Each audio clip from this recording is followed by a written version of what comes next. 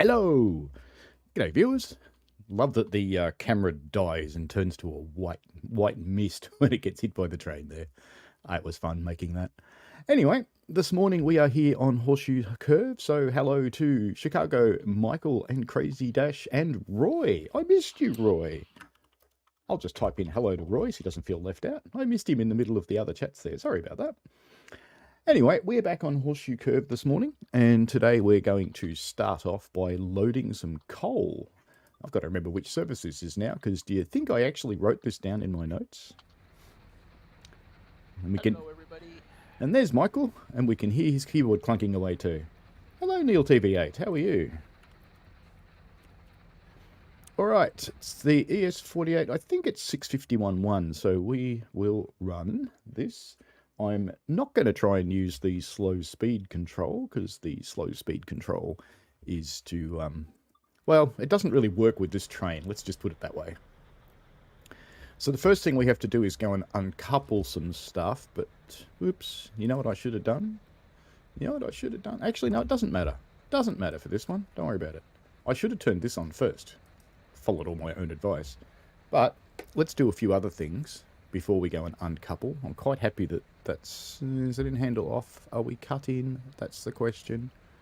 We are not cut in, so I'm going to cut in my brakes before I go and uncouple things, because I would like to know that my train's not actually going to roll away. It seems kind of important to me, so let's just fully apply the brake. 98, that'll do. Doing it with rail driver, it's not that accurate. Alright, let's go and uncouple some stuff. It's a good morning for a brisk walk.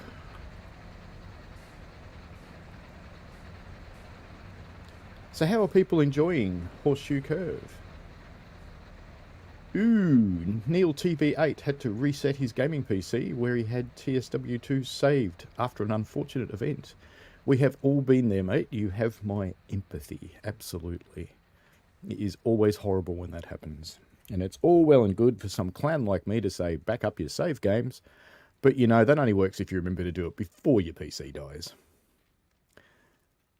And it's hard to get into the regular swing of actually doing stuff like that. And I can't say I'm very good at it. I try to. I also have the added bonus of switching back and forth between the 3 versions of the game that I run, and that just plays havoc with save files. I was talking to Michael before this stream, for example. I'm in the public version today, which is the version I should always be in when I'm streaming. Oh, I try to be anyway. But that means that I actually can't get mastery in the public version because I already got it in the release candidate, and they share files, which is a bummer. So you will not see the circus today, unfortunately. I think we're nearly there. Maybe another one? Another one. This one. There we go. We shall uncouple that, and we shall do the incredibly dangerous thing of leaning in here and uncoupling that too. Look at this end of train device that suddenly appeared here. Do you know, I've never actually noticed it do that before. Isn't that cute? But anyway, let's go back up the front. So Michael went through a crash as well, but thankfully didn't lose his progress. Yeah, Michael had to get his computer reboot after a hard drive issue, I think, if I remember rightly. No, I don't want to give it up. Go away. And Crazy Dash is personally not a fan of slow freight, which is why you didn't get the route. You know, I actually agree with you that slow freight isn't that much fun. But I have to say, this route, I kind of like it because it's actually a bit difficult. It's not just slam it in notch 8 and keep going. On the uphill runs, it kind of is. But I prefer the downhill runs, so I do nearly everything from Altoona to Johnstown, to be honest, because it's downhill and you've got to actually pay attention to stuff. I've spent the last couple of days building some scenarios for this. I won't be showing you those today. They're not ready. And Neil TV8 was going to back up after my play session yesterday, but that event happened, which is always awful.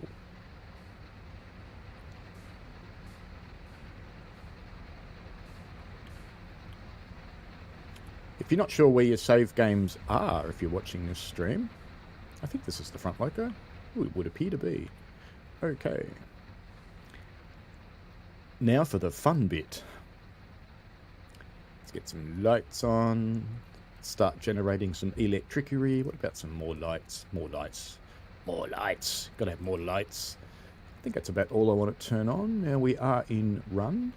It's something I've taken to checking, because a couple of times I've found locomotives that are in isolate, which is interesting. Hello, Chicago. Chicago's doing the 1552 Superfruit. Is you two do tend to run similar services. Maybe you should do a double up stream one day. That'd be fun. You could both run live. No need to talk or anything. Just both run the game in a split screen or something. That'd be awesome. Anyway. Now, actually, before I get moving, this train does have slow speed control. But there's a big but. It doesn't actually work that well. I was saying where the game files are. They're under My Documents in Games save files, so you can just grab them out of there. That's if you're running Windows 10 or Windows 11. Anyway, this thing does have slow speed control, but it didn't work that well.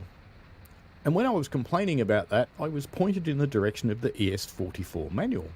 And the ES44 manual does actually say that unless you're running with DPUs, which this train isn't because we just cut it in half, slow speed mode only works if you've got 15 cars on a flat surface.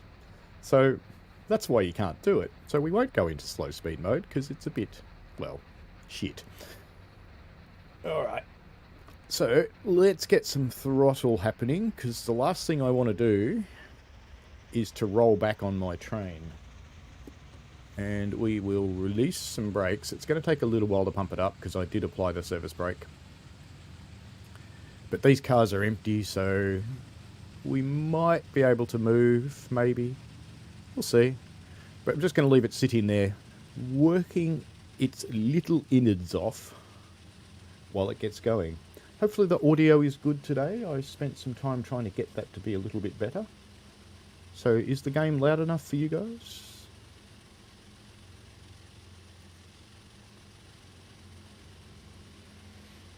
Here is the power of the mighty ES44 pulling against the brakes, which are only just starting to release. Alright, so before we get too quick, I need to bring the speed way down. And then I need to come out of the train and go up here, because I need to watch stuff happening. Hello, Ferramero. How are you? Hope you're well. Now, I am going much too fast for this, but gravity will take care of that by the time the carriages get up here. We've started the loading process. We want to try and keep to about 3 miles an hour or so, which is kind of difficult. I know it's counterintuitive to put some power back on now, but I am. Because we're getting to the point. And I'll have to bounce back and forth between 1, 2 and 3 to keep this happening.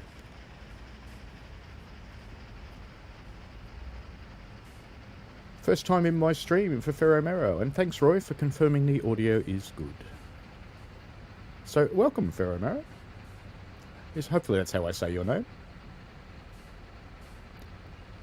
So this morning we're loading up some coal. I kind of like this one because you can't just use the slow speed set and forget. You actually have to manage it yourself.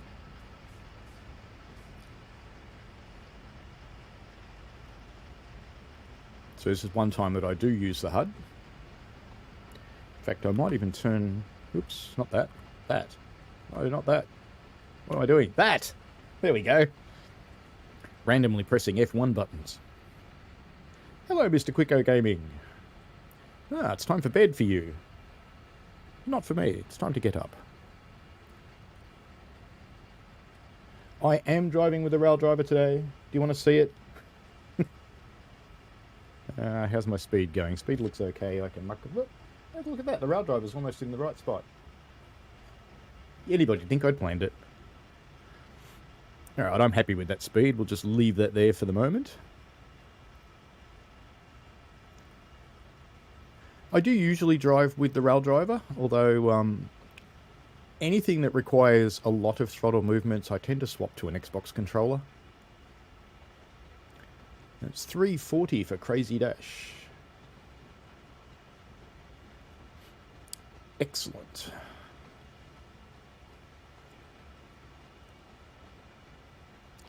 I've been working on some scenarios for this route. It's a little bit challenging because there's not much opportunity to actually run the really long trains in the scenario planner in this one. So I've been grabbing trains from Oakville and Clinchfield and Peninsula Corridor.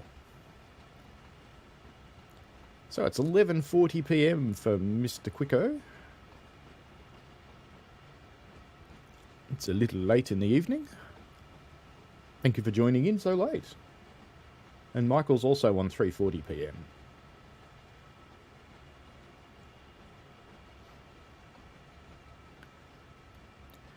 So at the moment things are a little bit settled. You can kind of sit back and do nothing for a little while.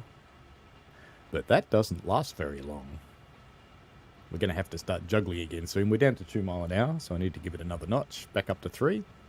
But I'm going to have to keep an eye on it, because 3 will be too much. This one's a little bit forgiving of the loading. If you get the loading to around about 90%, it's kind of okay. Too fast, too fast, too fast. Oh, that one's going to be really low. Oh, just made it. Thank you, brakes. But now I'll stop. Because I was paying too much attention to the chat. And going backwards. Yay! Come on, ES44, you can do it. Keep yanking. Alright, good night, Mr. Quicko. Crazy Dash asks, I would assume you don't use the rail driver in North American stuff. Actually, I use the rail driver almost exclusively on North American stuff. But outside the North American stuff, the English things tend to work pretty well with the rail driver. This is hard to do when you're watching a chat, you know that. The English things work pretty well with the rail driver for the most part. It's the German things that get a little bit more interesting with rail driver. And I do constantly give the feedback that I really wish we had a constant, consistent set of keys across countries. I don't even care if they're different from country to country, because I get there's different safety systems and things like that. But please don't make them different for every single loco. You've been playing a lot of Luzerne's Circe, Ferramero. It is a fun route, that one. It's quite picturesque. And it's so quick that if you've only got a little bit of time, you can jump in and play it quite happily.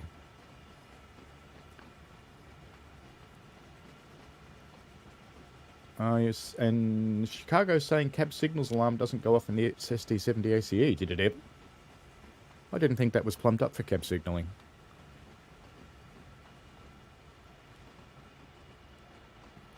This route, if you go off the rails and put the ACS 64 on it, using electricery, you will discover that it's actually plumbed up for ATC and Axis, which is quite nice.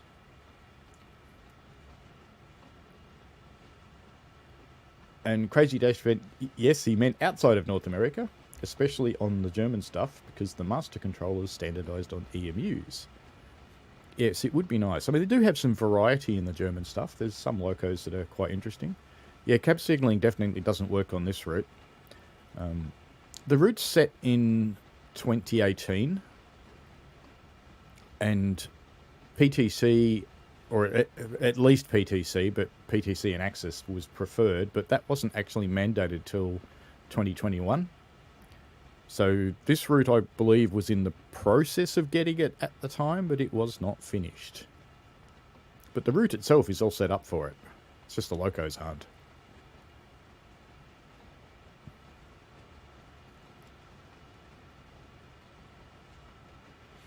And Ferramero says it usually jumps on, runs up and down the route a few times, and heads to work. Which sounds ideal. I have been known to play games before I go to work as well, if for some reason I wake up ridiculously early. Alright, we have almost finished this one. And by some miracle, despite the chat, I'm managing to fill all of the carriages. PTC is in TSW2, Chicago. What do you think's happening on the Boston route?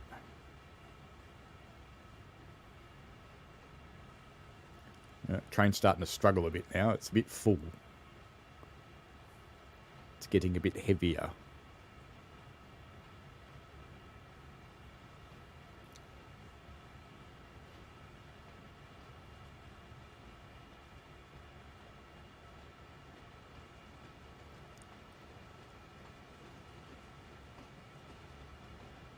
Crazy Dash asks how you would drive the hydraulic locomotives, so the 612, the 363 and the G6 with the rail driver. The answer is you can, but it's not a pleasant experience. It's much better with a controller or a keyboard, that one. I personally like the Xbox controller for it. A bit like this one.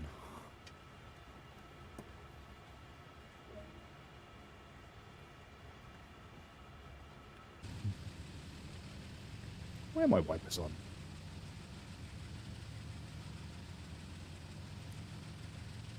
You can stop now, wipers. We'll just let this get up to the stopping point. Yep, Axis is part of the positive train control. So there's quite a lot of systems involved. The newest one is actually really similar to the European system ETCS. So that's the newest incarnation of positive train control. In the US, because of a number of accidents, and also because they want to lift the 79 mile an hour limit on a lot of passenger routes, everybody's had to implement positive train control of one form or another. And there's, across the different routes and operators, there are a number of different implementations.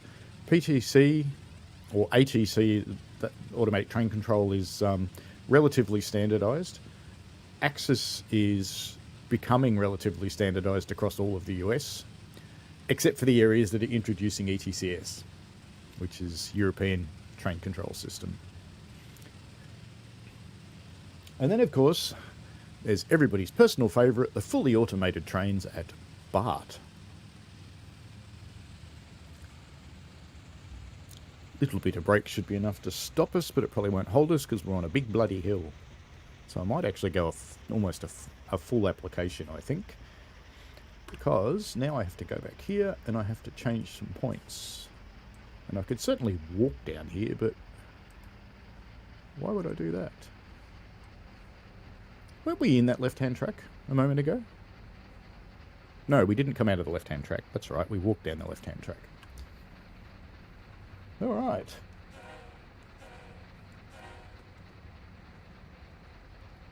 You've asked me that before, and you've tried guessing, Mr. Chicago.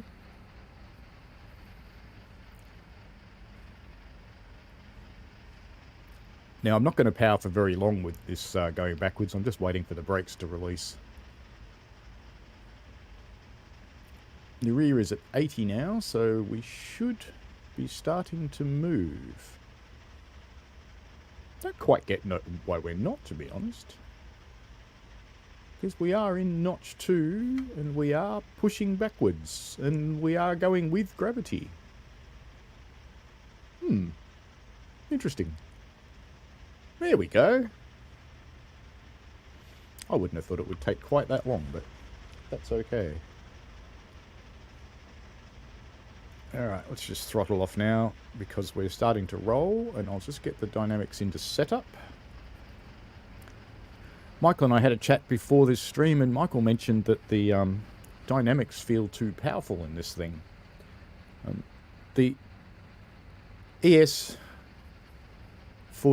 is an incredibly powerful locomotive and has really, really good brakes.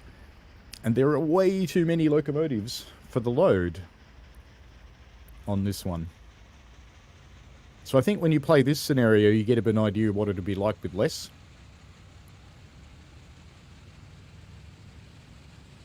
Because I've come up to notch 4 and that's still increasing, albeit slowly.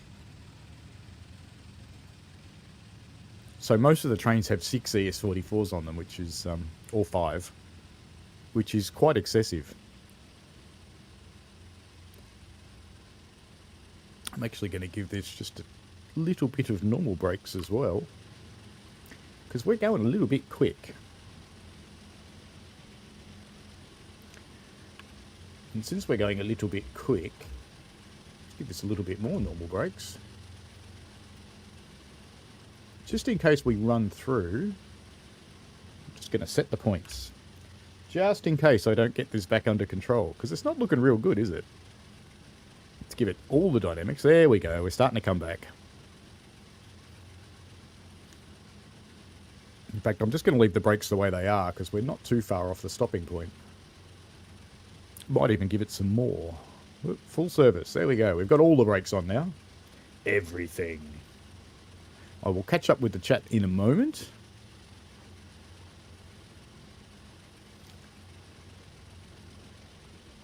Actually, I can probably catch up with the chat now because this is doing its thing. We can start releasing this brake a little because it is going to stop anyway. And we'll just leave it on the dynamics and let gravity fight it. And it's probably going to stop anyway. There we go, but we're not quite far enough yet. How far do we have to go? Oh, look at that. One car. Alright, we'll just bring the dynamics off and we'll let her roll and then we'll brake.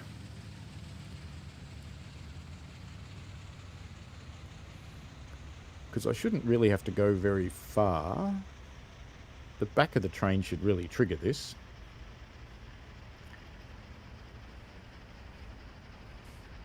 So hopefully that'll be far enough. Now, what's happening in the chat?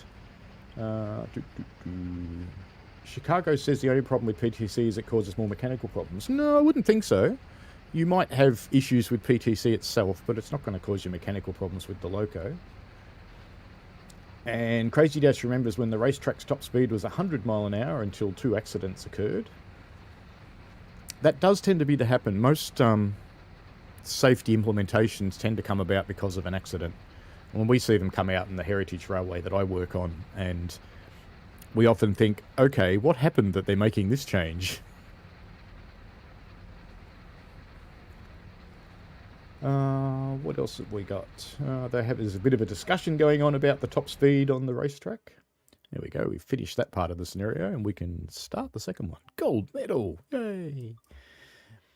Now let's play the second part of that. So back to the main menu. It looks like Crazy Dash and Chicago's settled their discussion on the speed limit, which is cool. Back in here again. Now we're going to run the other one. Ferro Mero feels like I would be a good engineer in real life. Would be nice to think that, but there's a little more nuance to it than actually driving a simulator. Now, how are we set up in here at the moment?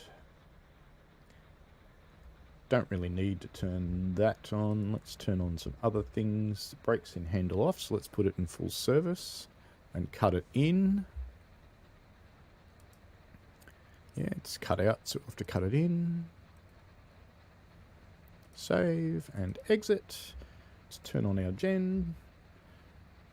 Reverser into reverse. We can put our rear headlights on even though it's silly because there's a train behind it.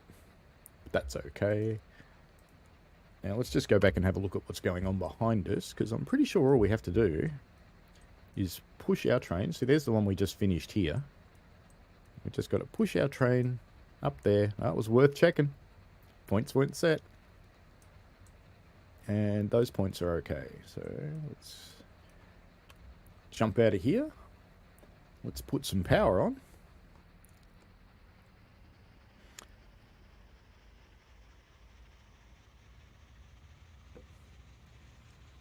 And we can start releasing the brakes now. We don't have a rear brake pressure on this one. You can see there with the 3 stars. Now, just out of interest, I do actually operate as a second person on diesels. And occasionally I do get to drive. And it's a lot of fun. So if you ever get the opportunity, have a crack. It is somewhat different to what happens in the game. There we go. We're starting to move now. So I can go up to the back of the train. Up, all the way up here.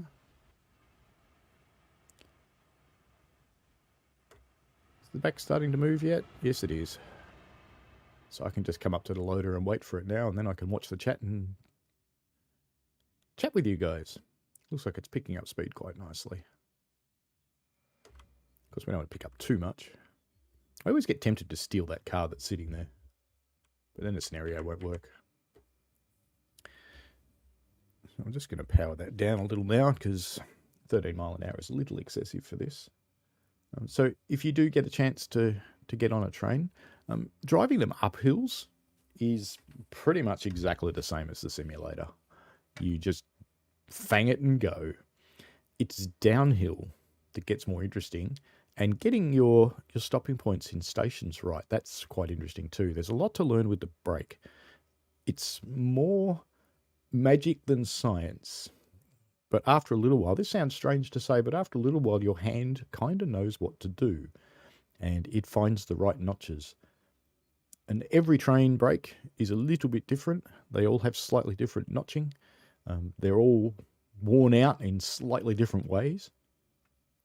So it makes things really interesting.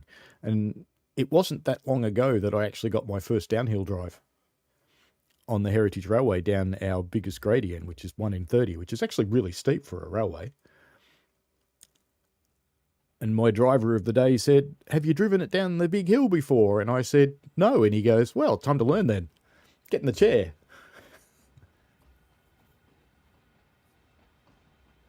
So that was a lot of fun, and I learnt a lot that day. I'm just going to have to slow this down a lot, or we're going to load really badly.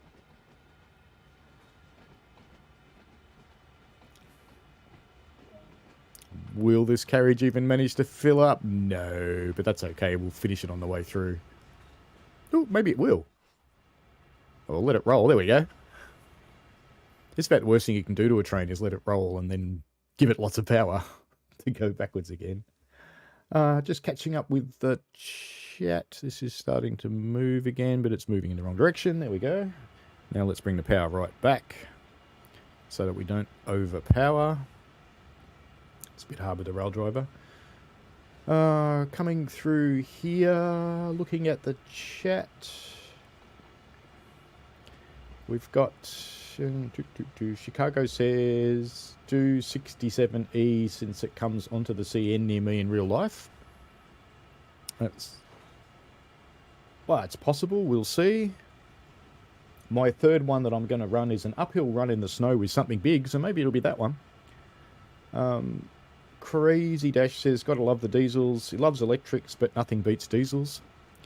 Yeah, I kind of think that diesels certainly are fun to drive. They're a bit of a challenge.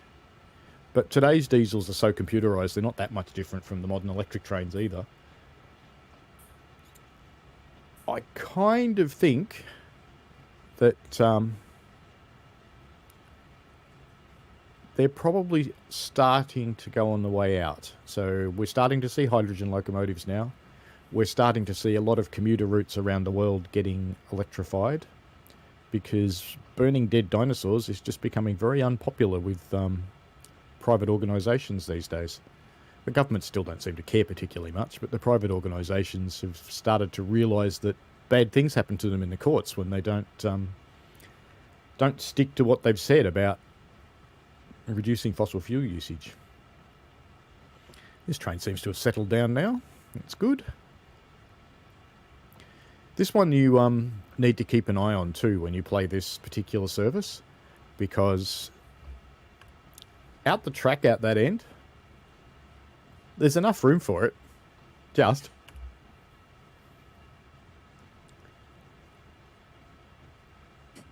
Chicago keeps asking me how many blasts is shave and a haircut. Well, I'm not that good with the horn to do that, my friend, as you keep pressuring me to try and do, but I do know what it is.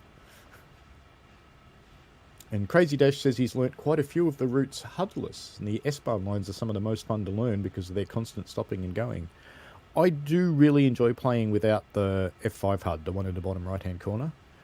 When I'm learning a route, I usually have the signalling turned on, unless it's got ATC and axis, in which case I don't, because the train itself talks. And Michael thinks there's something wrong with the chat link, which is certainly possible. Do you hear, Michael?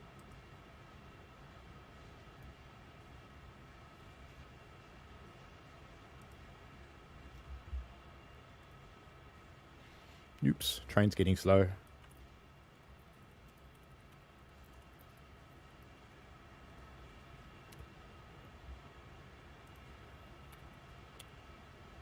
You're going to hear some beeps and bloops and things. Don't worry too much about that. I'm just trying to keep an eye on the train at the same time that I'm setting this up.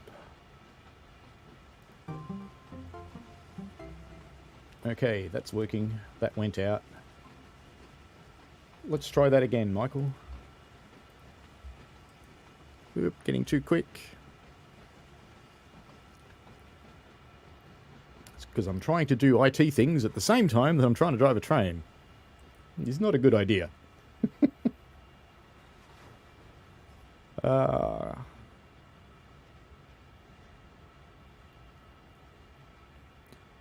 Hopefully Michael can talk to us again now, because the chat's back up and running. It looked okay, but I restarted it, because these things do die sometimes. It's definitely still turned on my mixer.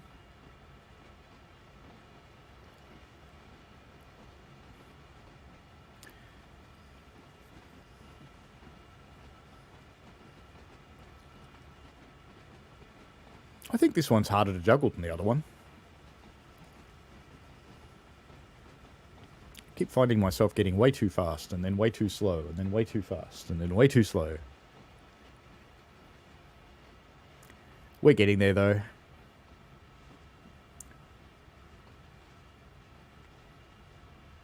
How do people feel about some shunting after the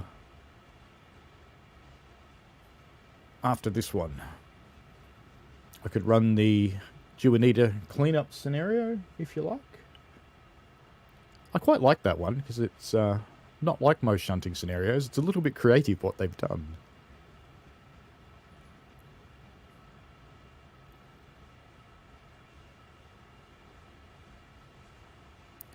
And at one point you end up with carriages on both ends of your locomotives. It's kind of interesting.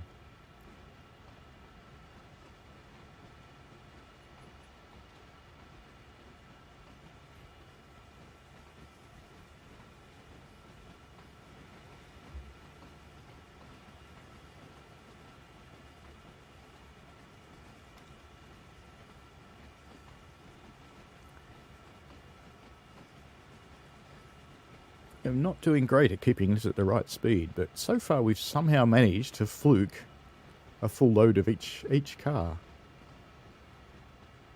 Somehow. Why don't we watch it from the other angle? There we go. Different scenery.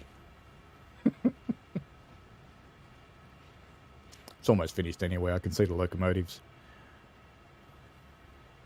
And then we do the next challenging bit, which is joining the trains back together again. And then this service finishes. Uh-oh. I'm stalled. Ooh, there we go.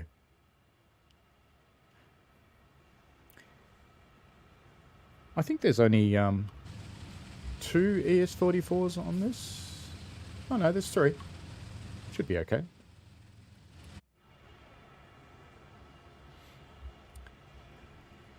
Just checking how much track we've got left. Seems okay to me. Oop, where have I gone? Let's go look at the mine while this is loading. This is asking for trouble, isn't it? So this is the loading yard that's providing the coal that's going into our carriages. The mine itself's at the other end of that conveyor up there somewhere, which I don't know. No, you can't go that far. Yep. Picking up a bit too much speed again. So far, that big long line of hundreds is making me happy, though. And we are almost there. You know, I have to say, if I worked here, you know what I'd be doing? I'd be hopping this fence. And I'd be wandering up this thing. Oh, we can get inside the conveyor. There's the coal. How funny is that?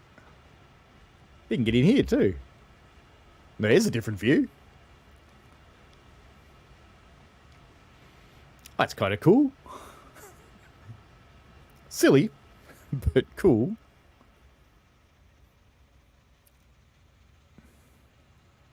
Engines are struggling. They're going the other way. More power. More power.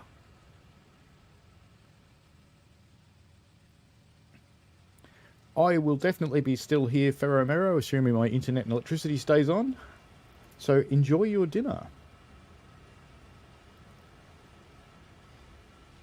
And Chicago's just finished the same service that Neil did, which was, I remember... Actually, I don't want to switch away from the game, but you might want to refresh us which service that was, Chicago.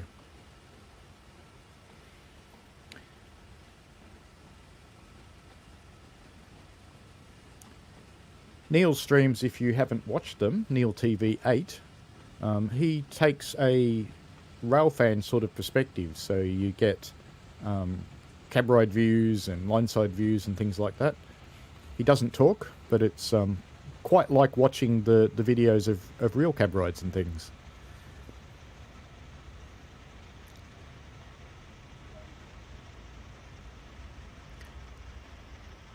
We have to go another 700 yards? What? Really? No, it's not 700 yards. It's 700 yards from my locomotive.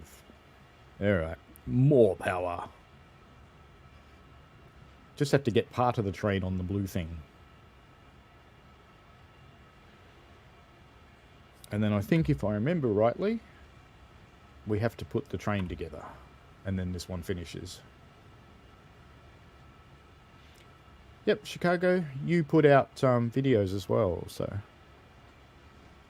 Does similar things, you're quite correct. It is interesting watching how different people handle and drive the simulator. There's not really any right or wrong way to run this thing. You should always do what makes you happy.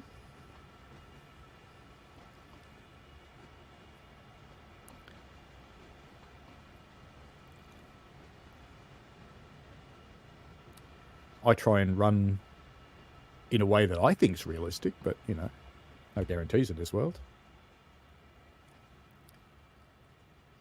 You know, from the carriage, that looks really close, but it's not really, is it? Let's get a nice wide view. There we go. It varies a bit in TSW2 that which part of the train has to land on the stopping point. What is one route that I would like to see added to this game? That's a really interesting question, Crazy Dash. I would love to see something Australian. I would like to see a route that's got freight and has got passenger services. Preferably those passenger services should be both electric and diesel, so that you get representations of both. My own local line would be fun, but I suspect it's... hopefully that's enough. We'll stop there. My own local line would be cool, but I don't think there's enough of a market for that kind of line. Why do you sound like you're still revving?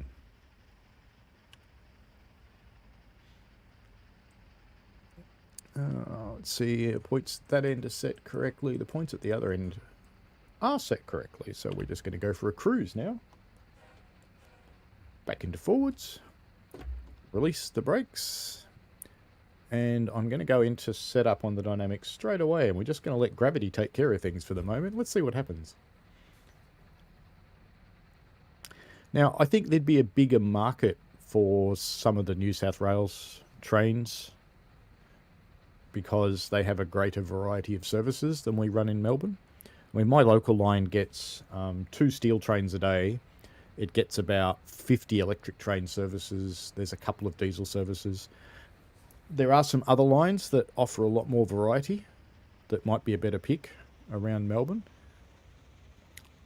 If you want to have some yards and shunting in the game, you're going to need our western suburbs because there's none of that happening in the eastern suburbs. So I think some of the stuff around Sydney might be more viable from a commercial perspective. But we'll see. It's all wishful thinking at this point in time because, of course, who knows? And if I go through the things that other people, Chicago naturally would like to see something around him in Chicago. And he's always pushing for the racetrack, which is the metro route, which I understand that. It's got a lot on it. I'm not sure if the game is actually in a state... I'm just going to let this roll. This seems to be happy. Is in a state to handle that much traffic, we'd see, I guess. Chicago even talks about Israel because he used to live there, so perhaps a train from there. Crazy Dash would go with his local route, the Pacific Surfliner. That's quite a picturesque one, Crazy Dash. I've ridden that one. I've actually ridden trains from Portland, Oregon, all the way down to San Diego. So that whole rail corridor I've been on with various trains over the years. Neil TV8 would like to see the West Palm Beach with Tri-Rail. Chicago's saying the F59 PHI. And Chicago's also saying Norfolk Southern still have steel factories in Ohio. Well, Ohio was the home of steel.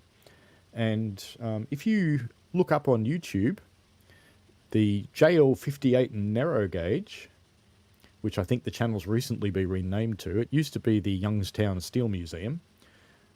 I know that guy that does that. So he's building a little tiny railway and he's restored one steam loco. They're often called the rolling ingot, the locos he is working on. And they are very, very ugly. But he loves them. And that's all that matters. Crazy Dash Metra has our F59s. Still loves the Chargers. The Chargers are fun. We'll see how they go. A lot of people seem to comment on Chargers in the forums, so you never know. And Chicago's a little pushy with the most rail-fanned metro line, the Milwaukee District North Line between Fox Lake and Chicago, the former Milwaukee Road where his therapist's parents live. Well, there you go. It's a very American thing to have a therapist. Aussies don't tend to do it.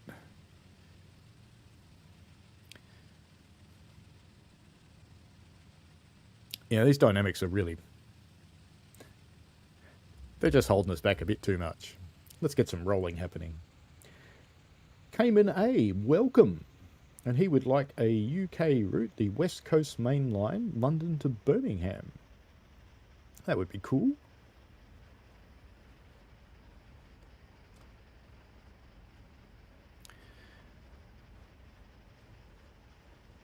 Yeah, the big challenge with most of Australia's really big lines is they're exactly that. Australia is really big, and there's a lot of distance between our cities, so while I'd love to see the Melbourne to Sydney implemented, for example, it's a long way.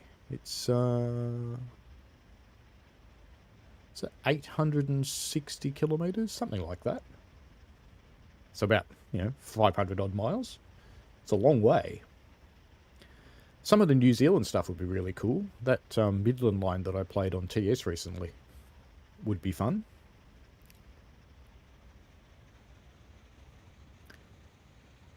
Yeah, these notch 3's just starting to slow us down. So we might just stick with notch 2 on the dynamics, I think. It should start to speed up again, or not. Looks like not.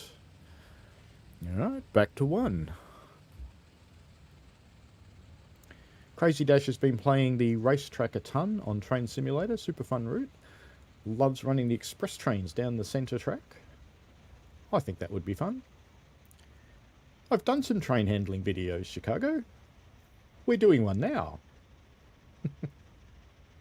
And Chicago would like to see a Gilroy extension for Peninsula Corridor.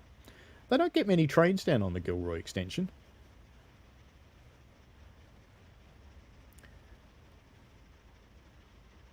I've been to Gilroy. It's like the least likely place to meet a vampire.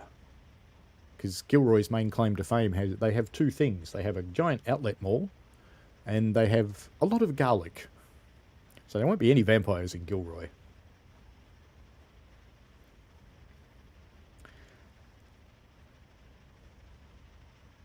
And yeah, Crazy Dash says that there's only 2 trains on the Gilroy line. I thought it was a small number like that, 2 or 3, something like that. And the top speed is only 50 miles an hour. Indeed. It's one of the few places in the Bay Area that it's quicker to drive there than go by train. And Chicago says that he rail fanned the racetrack yesterday in the rain, that's dedication, and got to see 2 Amtrak Heritage units, 130 and 161. Cool. I, on the other hand, worked on a real railway yesterday. That was fun. I drove a track inspection, leaving from Belgrave. I was a little bit late out of there. We left at about 6:45. We were meant to leave at about 6:30, but, you know, one thing led to another, and that was what happened. That's just life, really. And got out to the other end at Gembrook and back without any major dramas, and set up ready for the trays running. That's my most common job on the railway, is to do the early morning track inspection to make sure the line's ready for passenger trains for the day.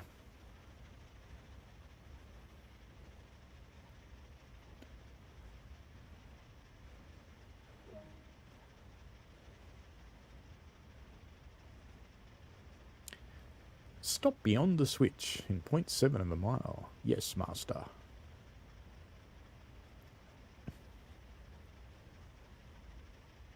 We'll have to find out about the Gilroy branch. I suppose it's not really a branch. It's actually a Union Pacific freight line that goes through Gilroy. It's not really a passenger line at all.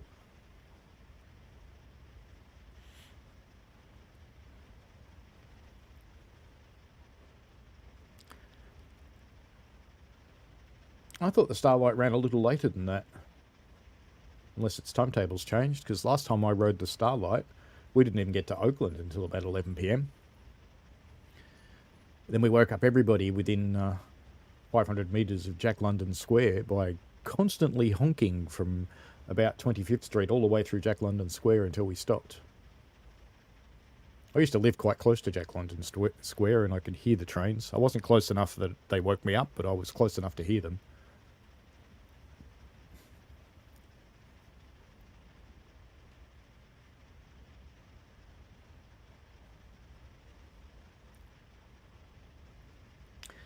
And Chicago's reminiscing about Thomas and friends and his lost childhood.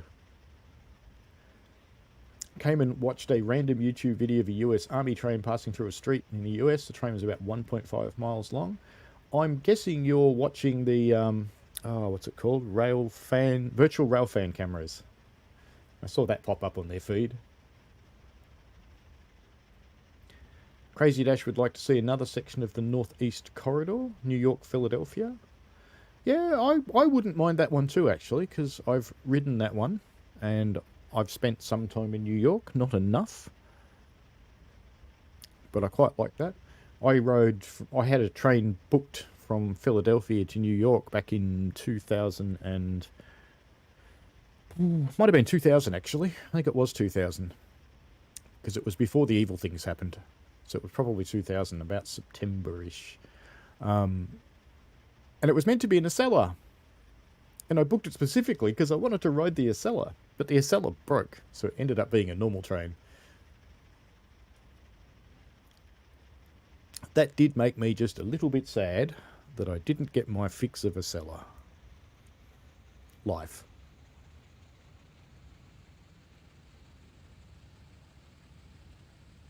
Quite enjoyed Philadelphia as a city too. It's quite cool. I had a local who I'd worked with for a few years in the Bay Area. Her family was in Philly. So when I did the trip there, she came over as well and showed me around. So it was really cool.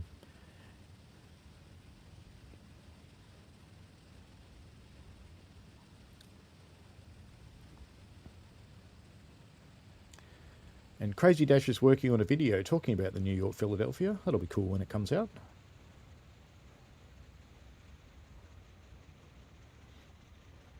There you go. And Chicago's gone out and done his research. So it's 10 miles out of Gilroy, 35 out of the city, 50 miles in the middle of the desert, and then 79 until capital. There you go. And Union Pacific still hauls World War II Army and military tanks even near me, but it's really rare. They probably don't haul the World War II stuff anymore. I would think they'd be hauling things like the A1 and the M1, the big ones.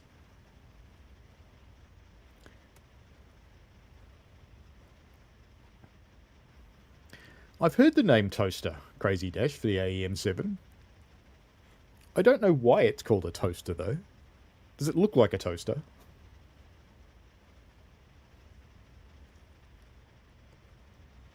And Chicago is fascinated with the FP40PHs when they can go to notch 8 even in idle. Yeah, notching on those ones is all about... Time to stop. I wasn't watching that close enough. We're not going to make that stopping point by a while. That's all about the head end power. Well, we're going to stop on the second loco. That's good enough, isn't it?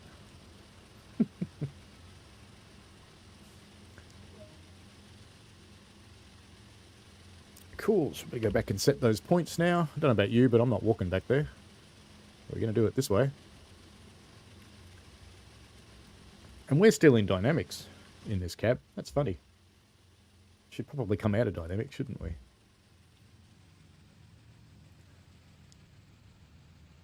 Just let the dynamics calm down a little bit.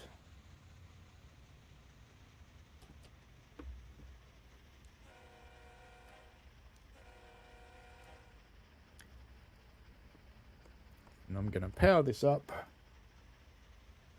Bail off this brake if it'll let me. So I've bailed off the locomotive brakes. And now I can release the train brake as well, because we've got some power happening and we should go backwards. We should go backwards. We should go backwards.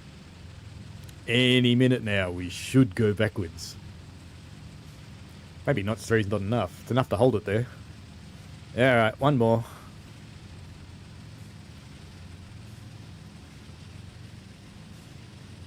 See if 4 can do it.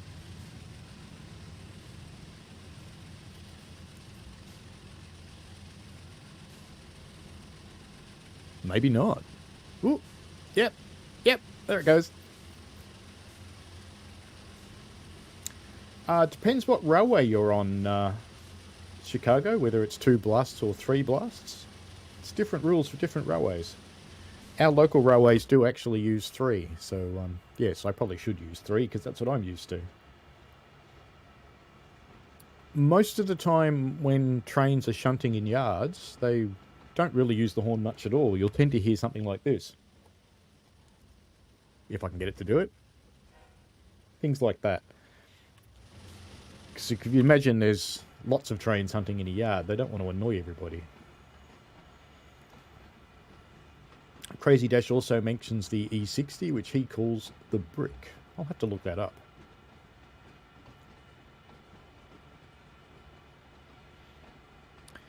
Yeah, the conductor should do some work in Train Sim World, but they rarely do. Don't think I've ever seen them move. It would be a wonderful opportunity. Actually, people say, you know, these rules are consistent across the whole US. It's not actually true. Every railway's got its own operating rules. They're all different.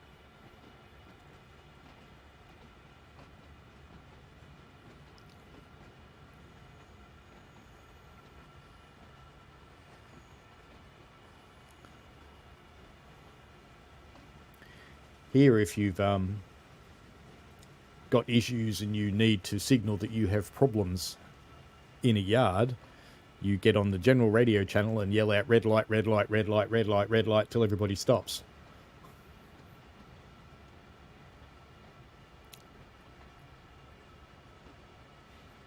You know, 3's not enough. 4 was too much. Life.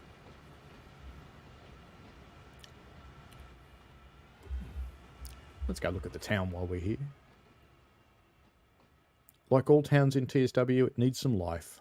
Needs some people. Needs some people playing. See, trampoline needs someone playing on it, surely. That person's got a nice deck. It's a very big deck, so you should be proud of it. There's a deck that's half buried in sand. This guy's shed's got a problem. It's buried in the dirt. And this one's got a deck and a trampoline. Wow, bonus.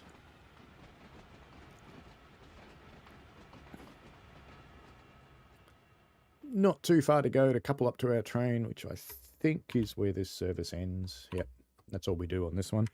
And then we'll pop down to Juanita. Hopefully I'm pronouncing that well and it's not a Spanish word, because then it would be Juanita, surely.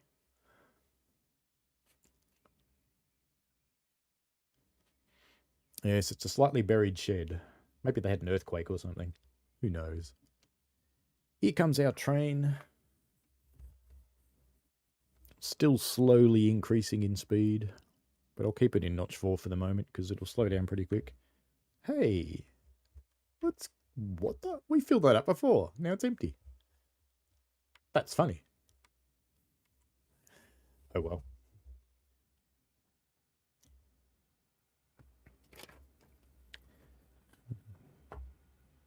Start notching back while I look for a pen.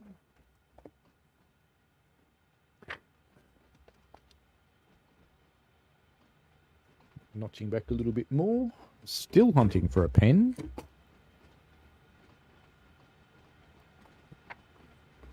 And braking now, well, we're going to derail this thing. Because I started hunting for a pen. That was a bad idea. Oh, this is going to be a bit iffy. Nah, stuffed it. Now I just need to write down second service has unloaded. I'll just put that in to the team. All right, that was fun, wasn't it? That was fun. All right, back to the main menu. See, I was looking for a pen. Shouldn't have done that. This is the one I was thinking of doing, which is the evening tidy up. Life. That is the funniest looking train, the Class 20.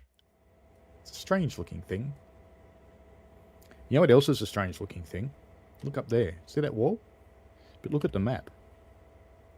The track goes through it. Isn't that funny? Oh well. All good. First, let's grab those cars on the end of that siding. It's just the first 5. And I like the way to say the end of that siding, as though you actually know which one it is. Come on, you can let me in a train yet? Let me in a train. Which end do we want to get in? I don't know. Let's get in this end. Sooner or later we end up facing the wrong way.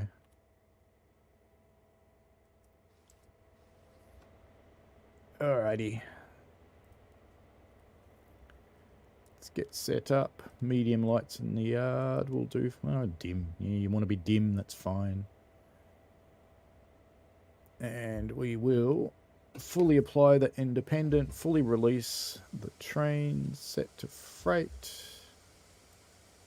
Cut in. I haven't bothered with this because we're not going to be doing multiple units. And that's about all I need to turn on, I think. Let's get that in, get our reverser in.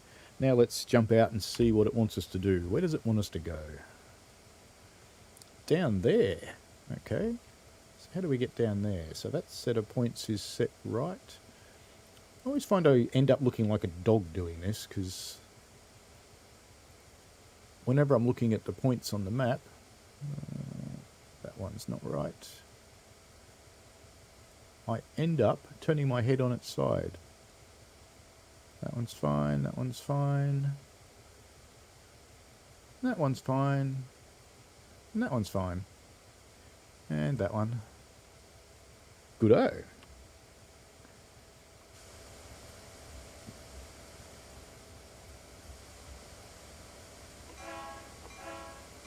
There you go, Chicago, just for you.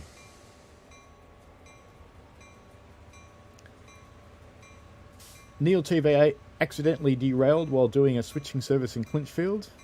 Yes, we've all had that fun. Why am I going that way?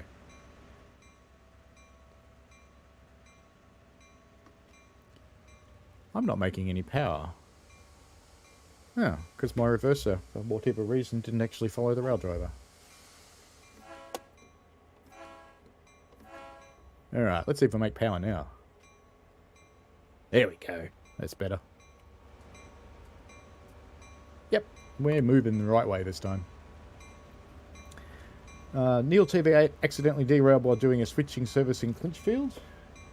Yes, been there. Clinchfield's good for derailments because it's so steep.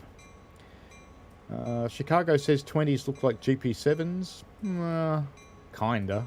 A little bit. Maybe a melted GP7. And Crazy Dash, how long do I usually stream? I normally stream until about 10:30 my time, so usually about 2 hours. Sometimes I go as 2.5. But then my wife comes home from work and she gets not as accepting as she could be of me doing this. Chicago says that Norfolk Southern started to retire a few SD42 high hood units while they overhauled some units starting in 2014. Someone's reading Wikipedia again.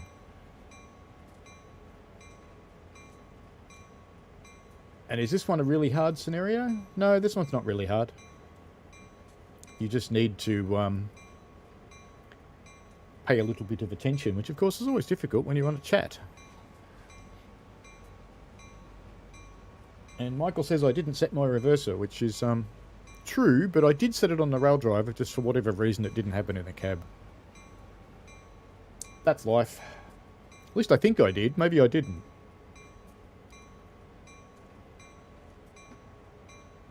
And my tea is cold.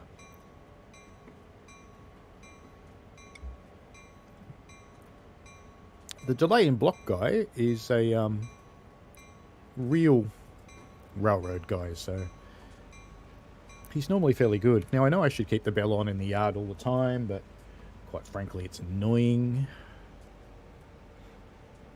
And it looks like our kitten is about to have another adventure with the cactus.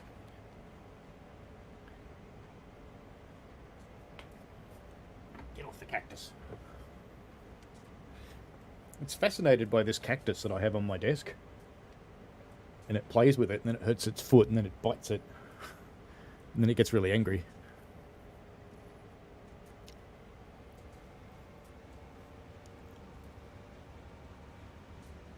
Actually, no, it's not Delay in Block that's a real railroad engineer. That's a different guy.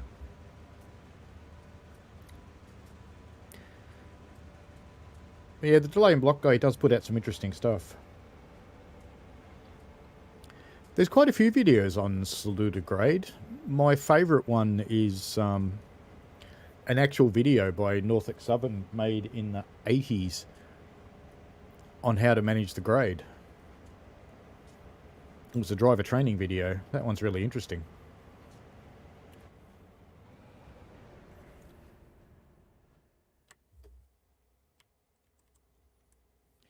Righto, mate. Keep coming. Road's set for you.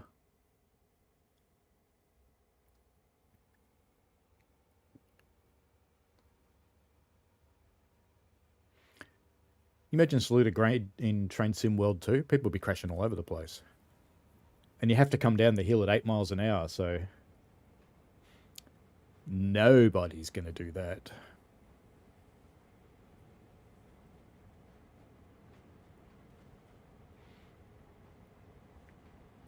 Arosa actually isn't the steepest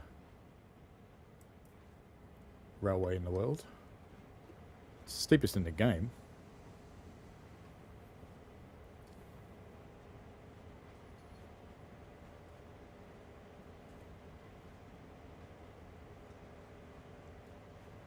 Red light. So we've got to put them on the runaround tracks. Let's have a look at the map and see where it wants us to put them. It's pretty much back where we came from. But we need to make sure we don't block it up. Versa forward.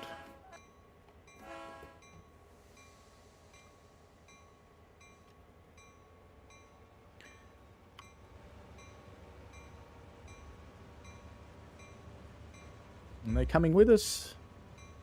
Excellent, they are.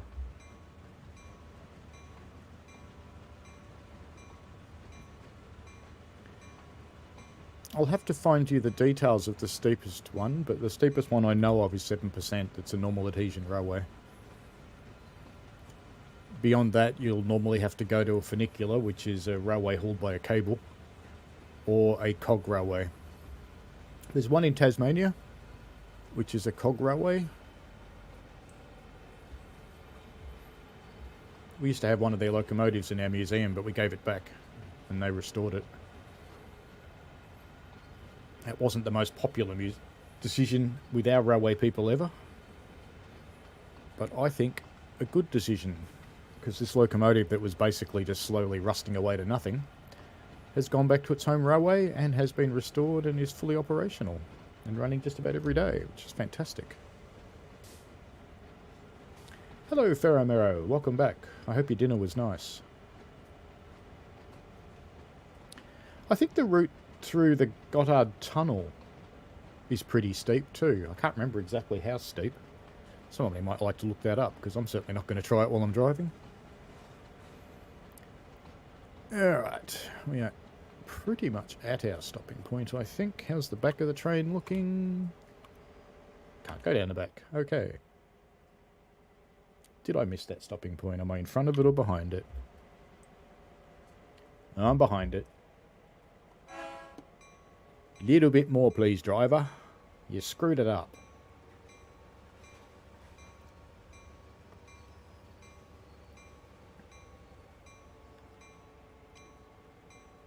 Come on. There we go.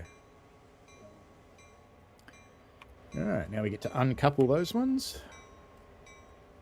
Naturally, we set all their handbrakes and everything. Way you go, driver. All good.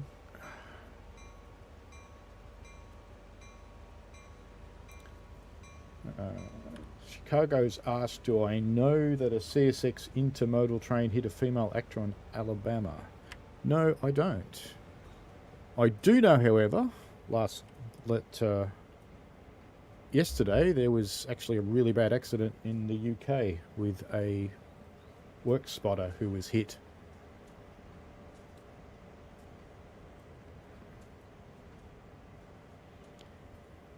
And we've probably all seen that very horrible video of a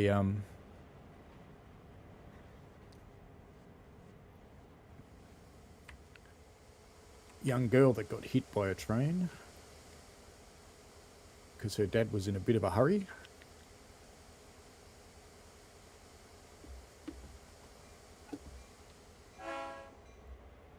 Come on back, mate, but stop just before the points.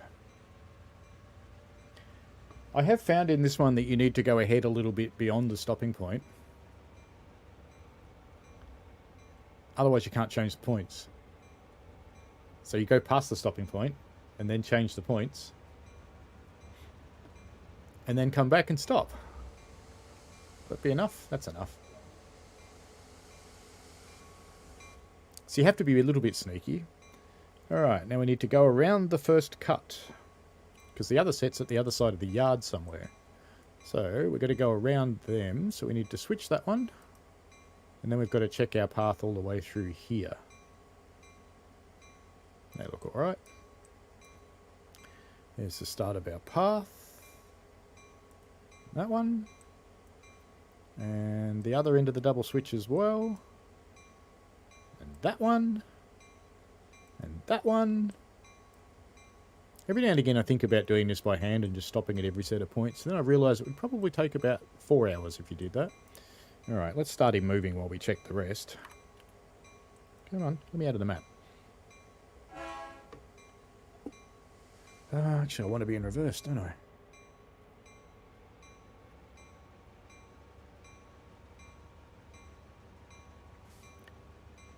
Alright, so I'll just leave you in notch 1 doing your thing while I go away and check the rest of the map. I did set that one, didn't I? Good. No. Is that the set we want? No, it's that set all the way over there. Why am I going that way? What have I done? That's not where I want to go. That's not where I want to go at all.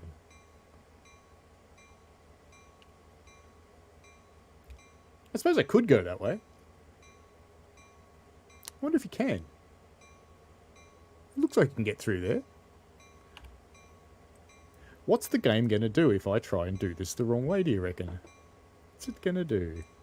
Because it looks like that track actually goes through where we want to go. Eventually? Oh, no, it doesn't. It comes into an end up there. Because we have to go all the way over there. And we can't quite do that because that track ends up over there and doesn't join back to this track. Alright. Let's go back where we were.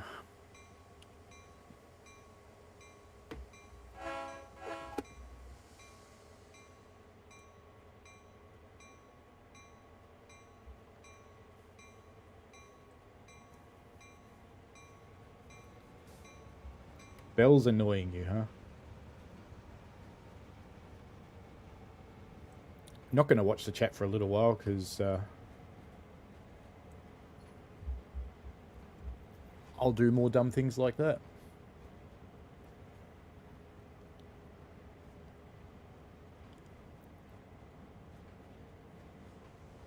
Here, speaking of dumb things.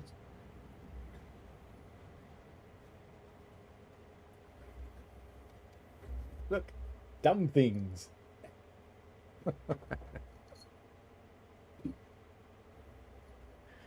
Alright. Now, let's set the points properly this time. Right. Back into reverse. And away we go again. Bell off. Back to the map. And I think we're all set to come down our path now, which is good. That one's set. Looks like we got through all of those ones. That's fine. That one's not. No, that one. Yep, now we're good. Now we're following our path around. You look good. You're good. You're good. Alright. Speeding in the yard.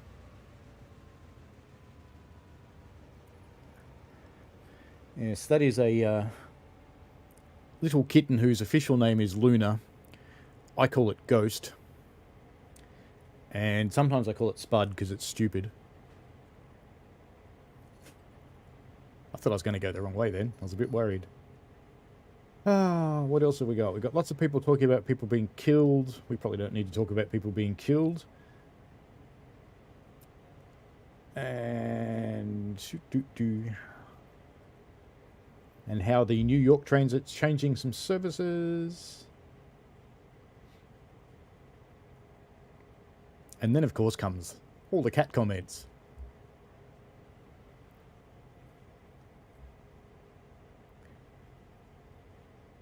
She's our only cat that's not a rescue. I've always had rescue cats, but this one actually came from a breeder. My wife bought her for her mum, but her dad cracked the sads about having a cat because he has a pet bird. So the pet cat thing never happened. What I'm doing for Romero is I'm building a train up to take it out to another yard for a train to take away.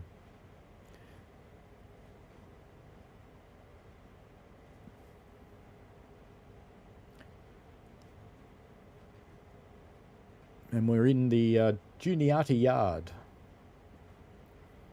Which I'm kind of not sure if it should be called Juniati yard or is it a Spanish word. So I'm not sure.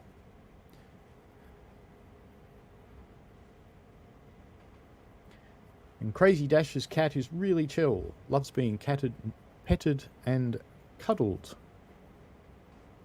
Yeah, this one not so much. It's got little grumpy cat claws.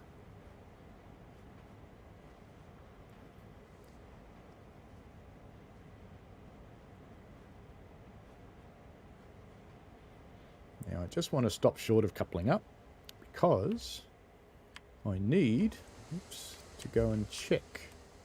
Is the coupler open? Of course it wasn't. Alright, we're just going to shunt from down here, lying on the ground, obviously.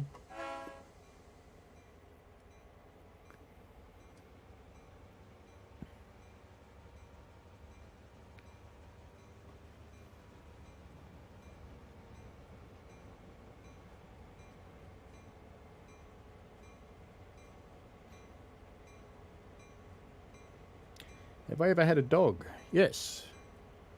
Had a whole series of dogs over the years. At our old place, we had a German Shepherd.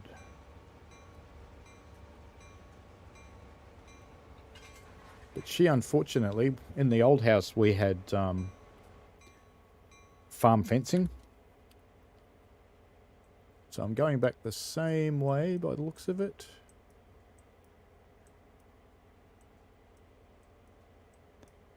And we're going up to here, so I need to change these points.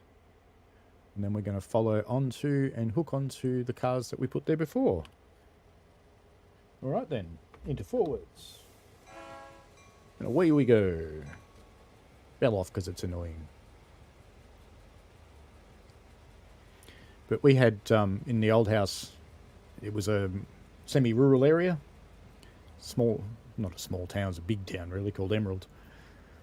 And we had 3-wire farm fencing, and unfortunately, after being incredibly well behaved for many years, we had a new neighbour. And that new neighbour was a bit of an idiot. Because he decided he would run chickens in a place with 3-wire farm fencing where he's surrounded by dogs. And then he was kind of surprised when all the neighbourhood dogs ate his chickens. And unfortunately for my dog, she was the only one he ever caught eating a chicken. So he blamed all of them on her.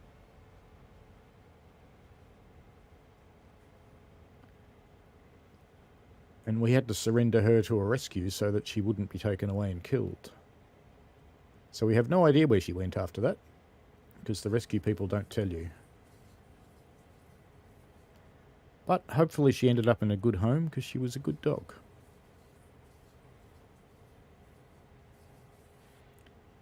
And since we moved house, we haven't had dogs at this one. This place doesn't really have enough yard space to do well by a dog, because they need a lot of exercise.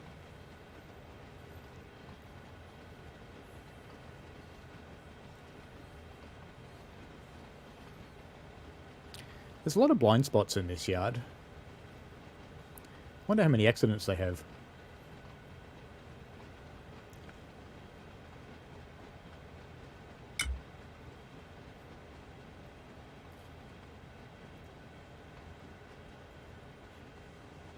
The rail drivers decided to turn off my front headlight. He's still doing the age guessing game.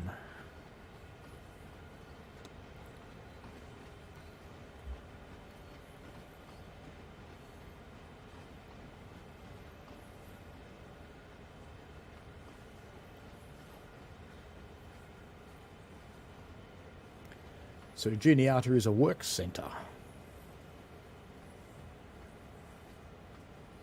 It's going to hook on back onto this train.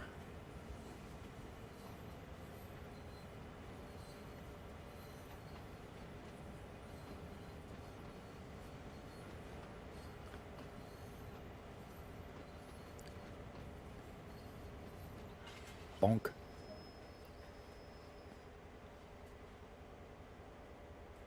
Alright, so now we need to move those ones ahead of us. So we need to set this point so it's correct. Now I'm just going to go up.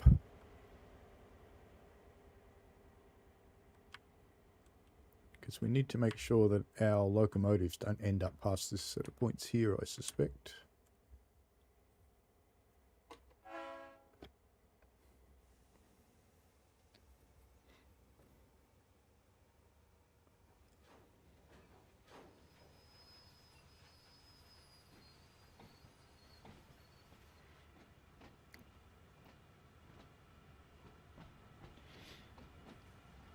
At slow speed, I think you'll find trains stop very quickly.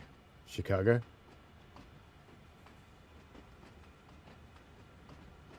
It's generally not an issue.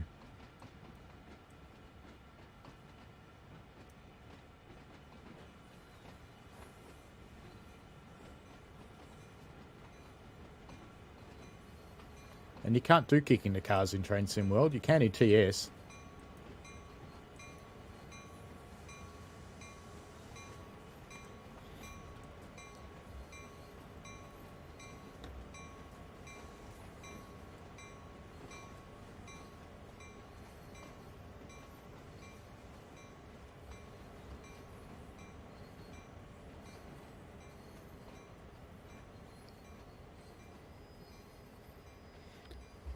How close am I? It's probably enough.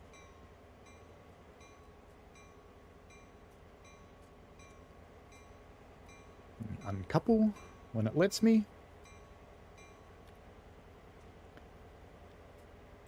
You gonna let me?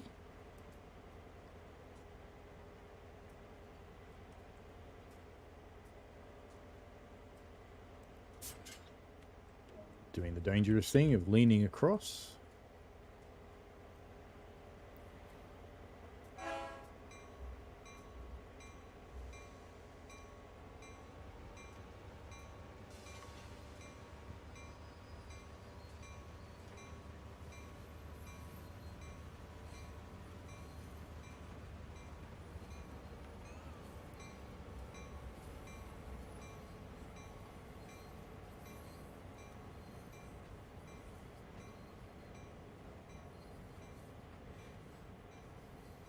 This is where you have to trust the length of the train round the back there. We just want to clear these points here, and then we'll be fine. That should be enough.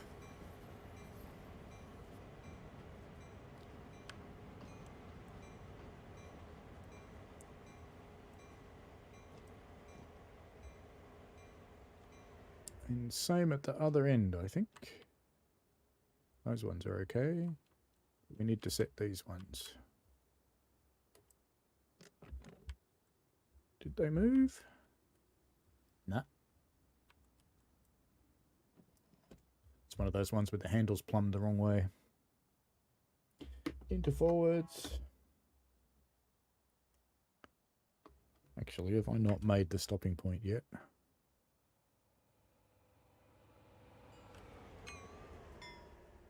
No, I have not yet made the stopping point. Okay. I thought it told me objective complete, but it didn't like me. That's fine.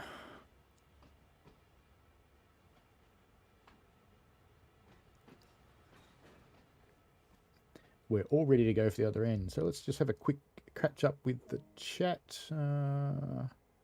Romero says it must have been very frustrating. Yeah, it can be. And NJTE says that there is a lot of diesel locomotives from different shops being rebuilt here. I guess that's true. And we talked about the brakes. And what else have we got here? Yeah, steam heating's gone well and truly these days.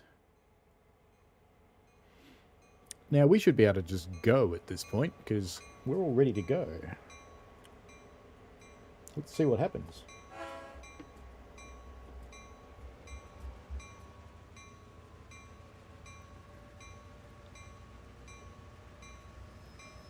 Brakes off and away we go.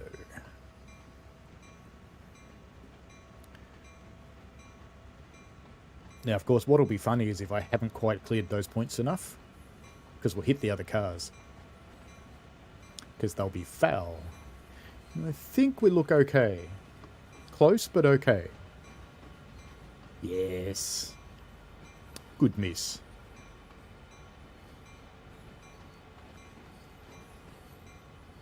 It's always the fun bit about shunting when you're doing it in real life. On the Heritage Railway I work on, there's a massive shunt happening this afternoon to take us away from the holiday train sets into the normal train sets. And you really have to think about the fouling points when you're moving stuff around in the yards. All of our shunting is done on a 3% grade too, so that's fun. That just adds a new dimension of excitement. Actually, I have a faint suspicion this set of points is not set right.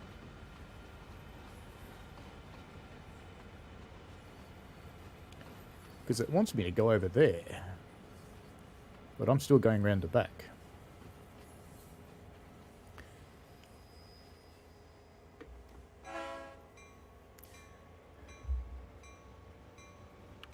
Sorry, driver, I didn't set the points for you.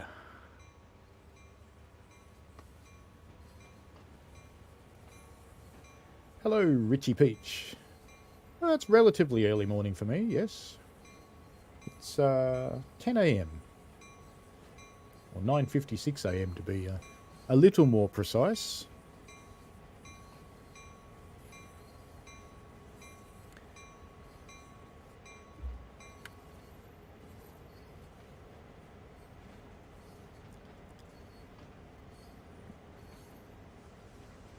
It's funny that I've started filtering the bell out.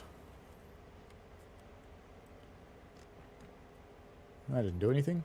Come on, over you go. Go on. Sometimes this game infuriates me. There we go. Now, are these ones set right? That one's good. That one's not. Good. What about this one? Yeah, it's almost as though the scenario makers just randomly set all the points just to make you work for your money. Let's come up here and sit at the stopping point and wait for it to come in here. 7:57 for Mr. NJTE. How are you?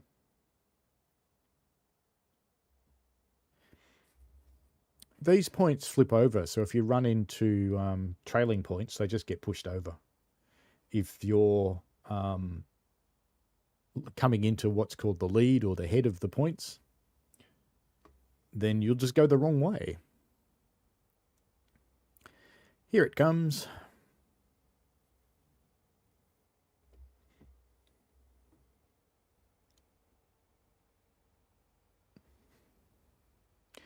It depends on the points themselves, Crazy Dash. So some points are actually designed to be what's called trailed through, which means it's perfectly okay to push them over. And generally speaking, points in yards are set up that way. You can just push through them whichever way they're set. But it is always better to explicitly set your points. It's safer. And the reason it's safer is you might push through a set and your locomotive's heavy enough to push the blades over, but then they spring back to what they were initially set to.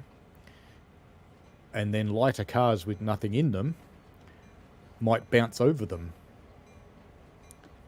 And the other issue that you can run into is if you move through a set and you partially push them over enough to get the cars through there,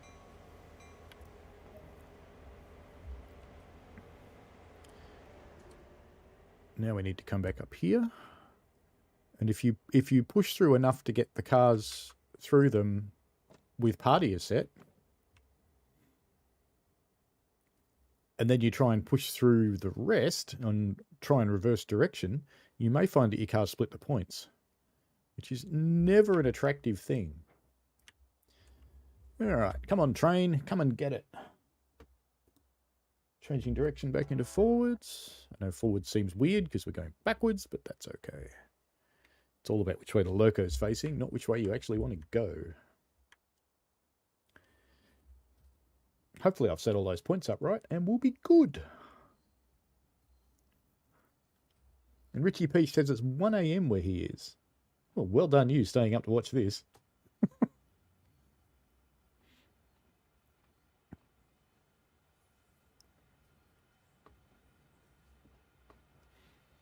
And Chicago keeps saying, will I be the winner for this route? I'm pretty sure I've announced previously that I do not have a key for this route to give away. The way the ambassadors get keys is we do things to earn them. And I am in the process of doing something. But I might get it finished today or tomorrow. I'm not quite sure. It's got a fair bit of work to go on it. Righto, mate. Red light. Bit more stop. Bit more stop.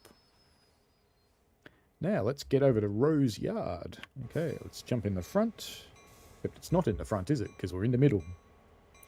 Should we change ends? Yeah, why don't we tempt fate and change ends? That'd be fun. What could possibly go wrong?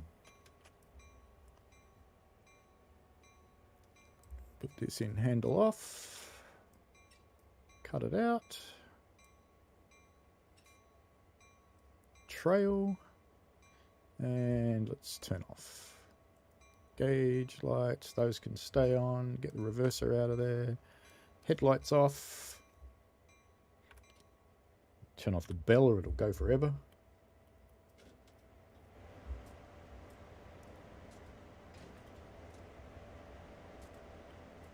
I can't imagine they wouldn't change ends doing this. Because they're about to run out across a main line.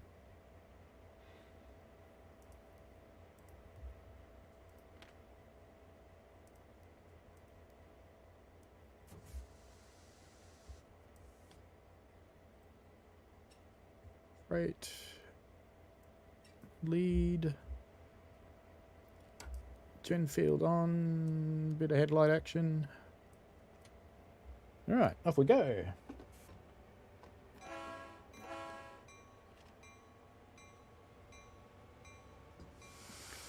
Oh, you know what I haven't done? I haven't checked the points. They're okay. Those ones aren't. We're going to come down there till we get to that signal. Good-o.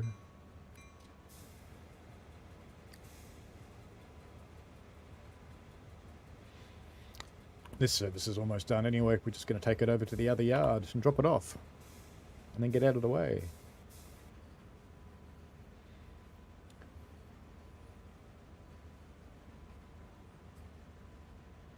Just catching up with the chat while we're cruising along. Just making sure we're going the right way through these points. Looks okay to me.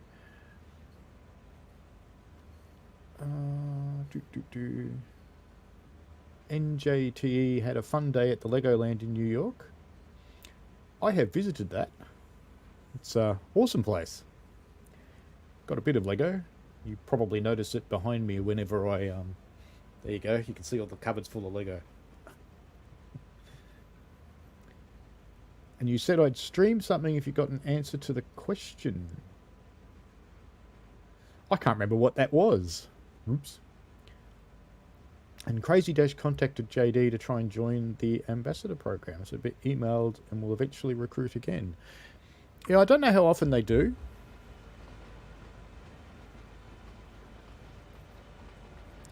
They may not at the moment because, of course, Nat's left the team. So they're probably a little short-handed. So you'll see how they go.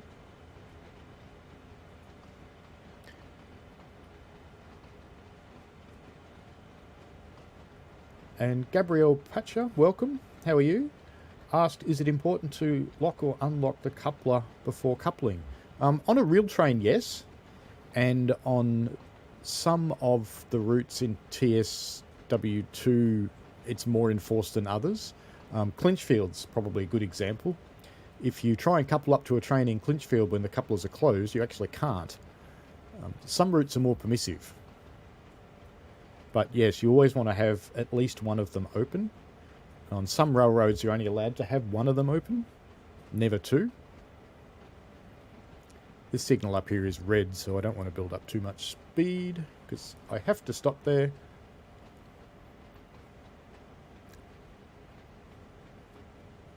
So basically the way the couplers work, I'm not sure this will work with my camera setup, but you essentially have two things that are like this, and they grip each other.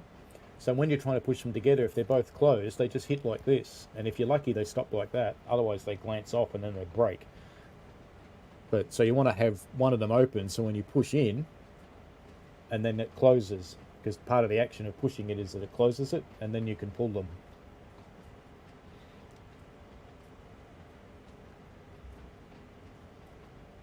Asks if Natalie left DTG. She hasn't left DTG, but she's left the Train Sim team. She's gone to their board games team and is going into a production role.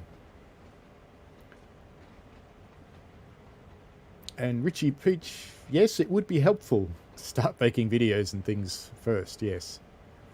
It is fun being an ambassador. It's a bit of an effort because there's things that they would like you to do. No one's forced to do it, though. They just ask, so I tend to do things for them because it's fun.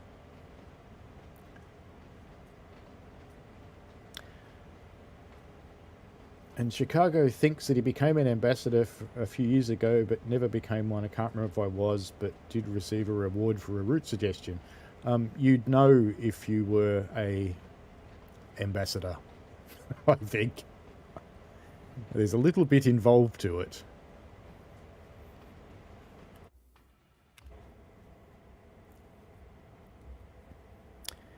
Coming up to my red signal, which I have to stop right before it. Neil TV8 had one in Oakville, thought the tank cars were on a train, and the game told me incorrect formation. And you would want to be ambassador too at some point.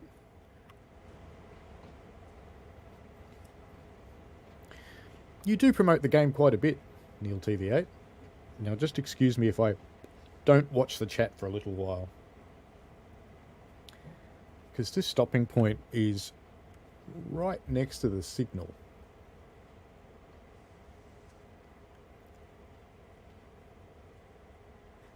And I don't want to run through. And I don't think that's enough.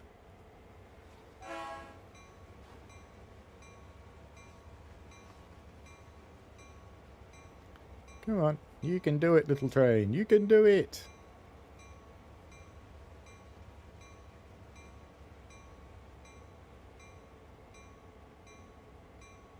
Nearly.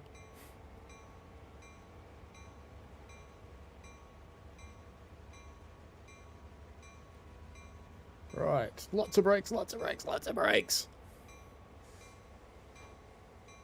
Yoo! Managed it. Okay, now we should... Don't think I need to set any points now. I think it's just fully passed for me now. I think it's all good. Yep, looks good.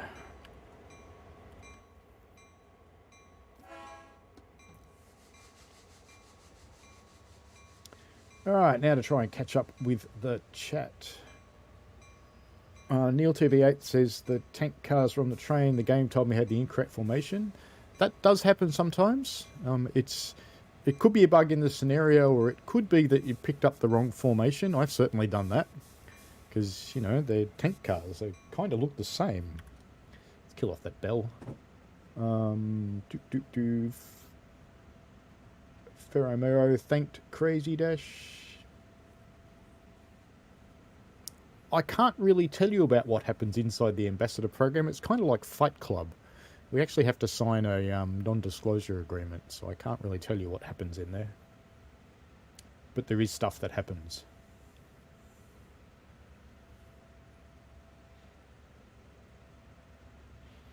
You feel old, NJT. You should try being me. And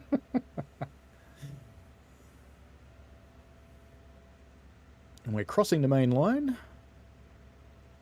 I was bought sometime earlier than 2009. Quite a bit.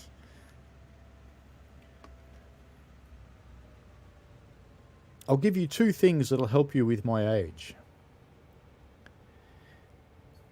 When I went to university, I had involvement in the network that connected our universities prior to the internet existing. Email came into existence.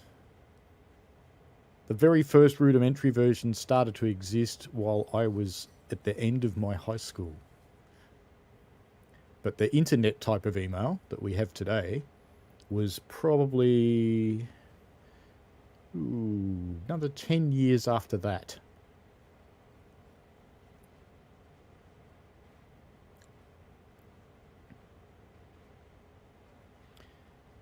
NJT's turning 13 in September, and you feel old, mate.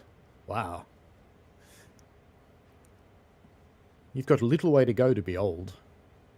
Just a little while.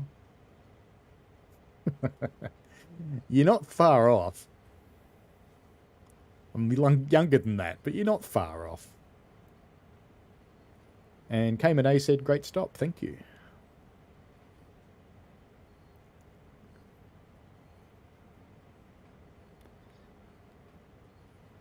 And we've got another one coming up.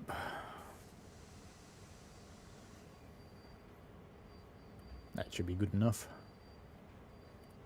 Let's see how I did with just one brake application. Is it going to do it or is it going to be short? Oh, it's going to be close. Will it let me get away with it?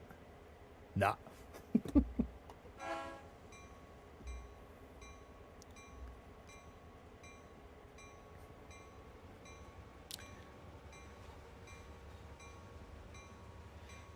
You're 53, Mr. Newberry. You are younger than me. Alright, this should have it. Yay! Now we have to go backwards. Quite a long way. We have to couple to a formation back up there. Am I allowed on the back of the train? I am. Fantastic. Now let's just... I think it will have set those points for me. It has, so we can start it moving.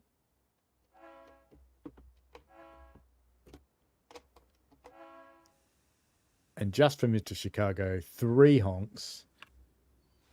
Now I'm just going to run up the other end of the yard because I want to make sure the points are set up there.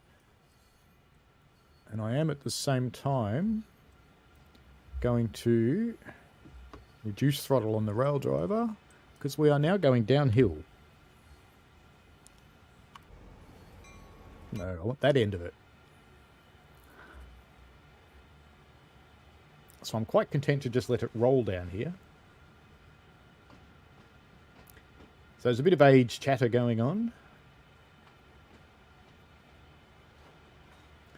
Michael feels he feels like someone in their 20s. That's good. That means you're having a good time. And Crazy Dash is 18.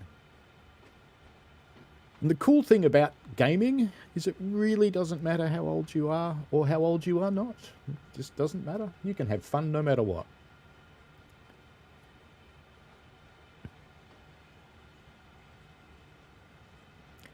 I have a 6-year-old and a 9-year-old nieces, and the 6-year-old's played this game a couple of times. She likes it. She always crashes the trains, but she does it deliberately.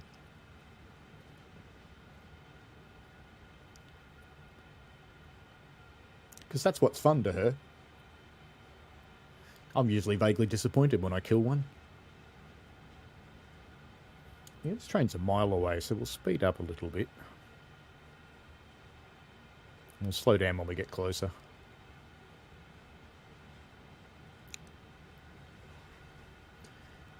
So what we're doing at the moment is called a propelling move. NJTE says he wants to live a long life. Well, I shouldn't assume that you're a he, actually. So NJTE would like to live a long life with a lot of fun and just random things. Well, I think I can safely say that you will encounter a lot of random things in your life. And the amount of fun you have is all about you. It's essentially what you do with your life. What decisions you make. And Crazy Dash says it's about how much time you have. And once he goes off to college, you'll have less time on your hands. No doubt whatsoever. Don't waste your college time. In Australia and the UK, it's called university rather than college. Slightly different. But don't waste that time of your life because it's a absolutely awesome time.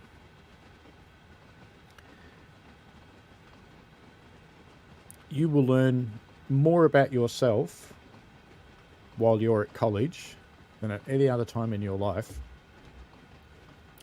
And if you are living at the college, it's probably the first time you've been away from home for really long periods. Mostly in Australia, we don't live at our unis. We tend to commute there, but some people do. So enjoy that time. And it's hard to do, but try and balance the study time and the partying time, because the study time is very, very important, but the partying time is also very, very important because it's about developing yourself socially.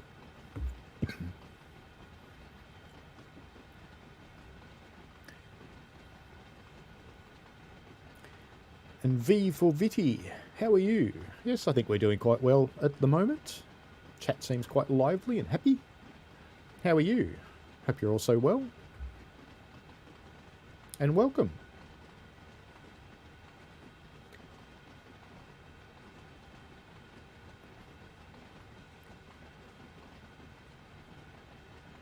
Yeah, in Australia we only have the university. We brand everything as tertiary education.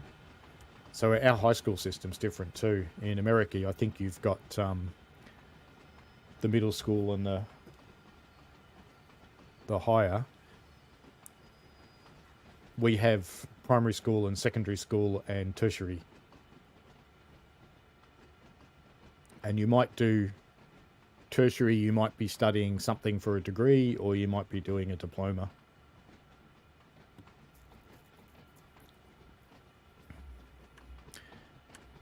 You will probably find, Crazy Dash, that there will be a lot of people at your university who will be able to help you with time management. One thing that's totally different between high school and university, in high school they told you what to do. And in university no one will. You have to go and seek people out to help you. It's up to you whether you go to classes or not. Now I'm going to stop short because I'm not sure if these are couplers are open or not. And not. There we go. Now, what I'll do, just since we had the question about couplers, let's see if I can get right above it. See how that one's now open? And can I... Well, it didn't actually animate it. That's a bit boring. Oh well, we'll see what happens when they couple anyway.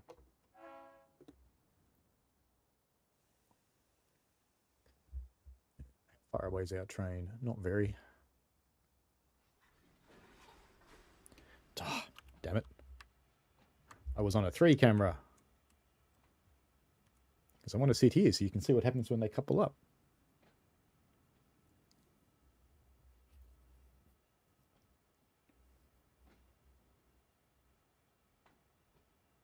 And Crazy Dash says of preschool, elementary, junior high, high school, community college, and finally 4-year universities.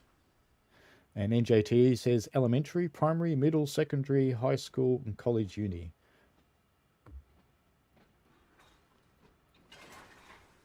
So you can see how those couplers, when they joined up, they, oops, better do it that way around so you can see, they closed up and they clasp each other.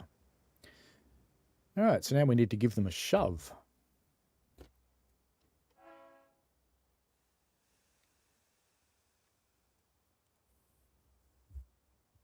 This is another one of those interesting stopping points that's not too far from a set of signals. It's not as close as the other one. I've probably got, what, 50 yards or so, maybe 60 before the signal. So you don't want to be going too quick when you get down here. Just catching up on chat again. Yep, here in America, college teachers don't care what you do. They are just paid to teach. That's it everywhere. But it's not so much that they don't care. The whole point is teaching you the art of learning by yourself. Because for your entire life, right throughout whatever career you choose, you will be learning. And if you can't look after yourself, you'll have some challenges. So that's one of the things uni teaches you, is how to learn by yourself and how to look after yourself.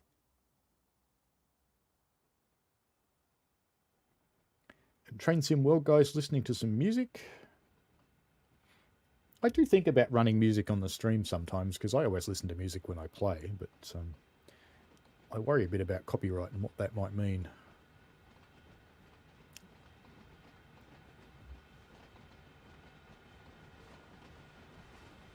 And this is going to run over a bit. That's all right. It's going to stop in plenty of time. One hopes. Yeah, plenty of time. You're welcome, Gabrielle. Always happy to try and help out with those sorts of things. Chicago says he bails off the independent brake using yard switching duties even during brake tests. You can do that if you want to. Generally speaking, let's get up and uncouple, just for a change. Generally speaking, when you're shunting, you would actually use only the locomotive brake, unless you're on a slope or you're moving a lot of cars, because it's quicker. And V is for Viti, you are absolutely welcome to ask whatever questions you want, and I will try and answer them. I can't guarantee you I'll be able to, but I will try. All right. Now we have to get out of the way of a train. And I think it just wants us to go ahead on the same track. And yes, it does. Okay.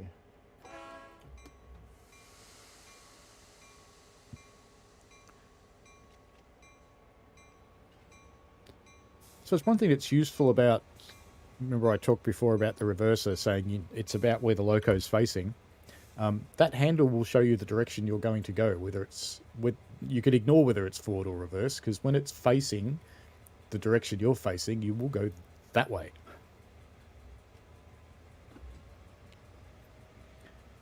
Okay, Crazy Dash says copyright sucks. I've gotten a few copyright claims on my videos. You want to watch that, because if you get 3 strikes, you can lose your channel. If they only give you a claim, that's okay. That just means you can't monetize it, and basically they get any ad money from it. But if you get a strike, that's quite bad. And Ferro Mero says his college offers completely free advisement, which was basically you can make an appointment with an advisor and they can help with time management, test prep, etc. Yeah, ours do that too. I'm not sure what the American ones do, but Australian ones definitely work that way. It's all the resources are there for you, and they're all covered in the cost of your education. There's no extra costs, but you have to go and seek them out. And if you don't seek them out, you will have challenges.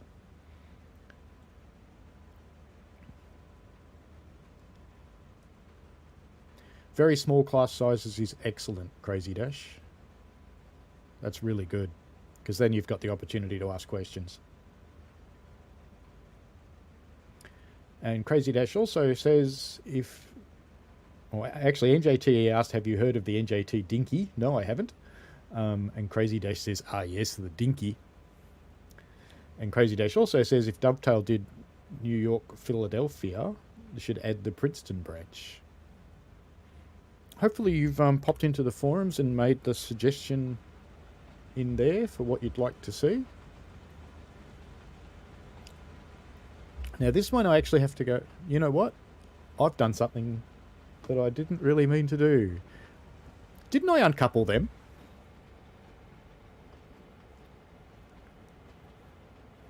I'm pretty sure I uncoupled them. And they came with me.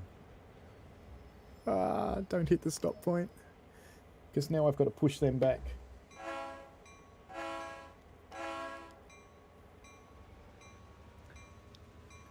I'm sure I uncoupled them. We got out of the cab and we walked back and we uncoupled them. Sigh.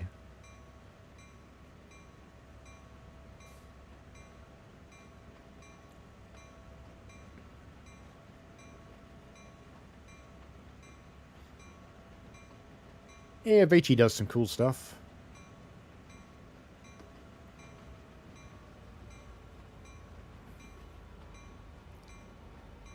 That should be far enough. Let's stop them there.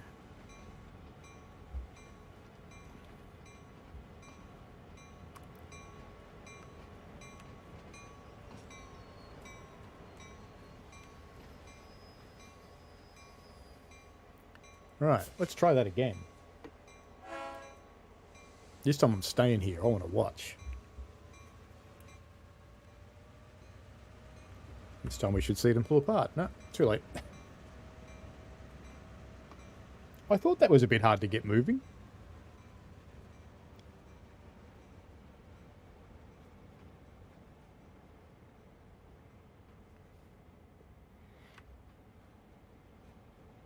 That sounds like an interesting branch. Does it serve an industry or a school or something like that? I'm guessing Princeton. Alright, let's just use the independent brake. And where does it want me to go now? Into that track there. So we want to set that one's okay. That one's not okay. That's not okay. And we'll need to set this one. So we should now be able to follow our path going up to there.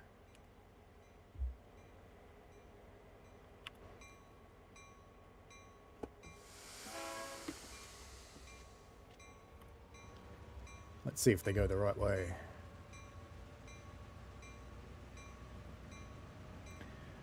Okay, NJT, we talked about the dinky. Ferramero asked, didn't they make New York Philly for the original TS? Neil TV8 says it happens a lot in TS. And it takes away points. Yes, it does. TS loves eating up your points. Yes, we're going into the right place. Woohoo!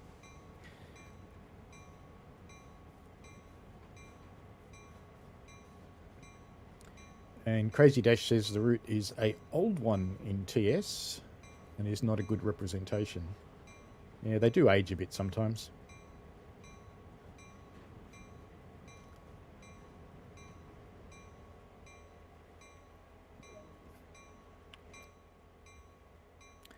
That's it, I think.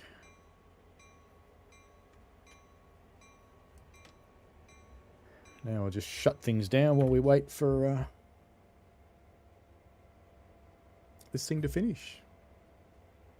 Which it should any second now. Or have I not made the stopping point? It wants me to go somewhere else. Oh, I know what it wants me to do. It wants me to get out. Alright. I have to go and find the box.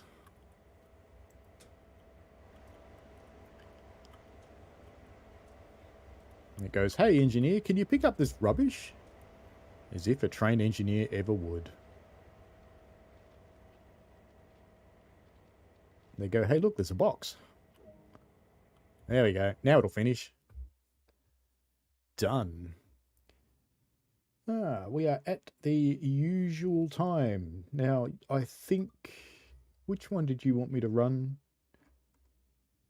I'm just scrolling back. Chicago wanted me to run a particular one. Maybe if you tell me again, Chicago. We're at my usual time, but I'll keep going for a little while.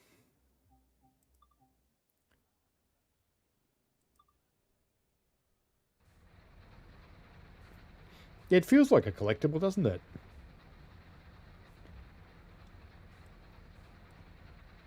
Let's get some wetness going. We need some snow. Let's go back into December so we can have some snow. Lots of snow, don't we? Tons of snow. Bit of wetness. Bit of this. Bit of clouds. Bit of wind. And which service was it that you wanted me to run, Chicago?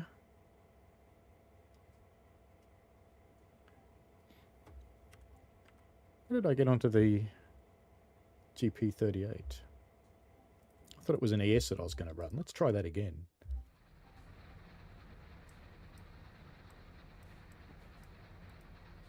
Come on, let me do it. Not that much wetness. Chicago still hasn't answered which one he wanted me to run. I think it was 660 something. Let's have a look. 64E? That's Chicago. Or was it 69E? Was something 60? Is there a 69E? No. So it must have been that. Yeah, we'll run this one. Chicago to Suwaran ethanol. I probably won't do the whole thing because I am at my usual stopping point. 67E, that's the one you want. Okay. We will back out of here and we will go back and run 67E for you.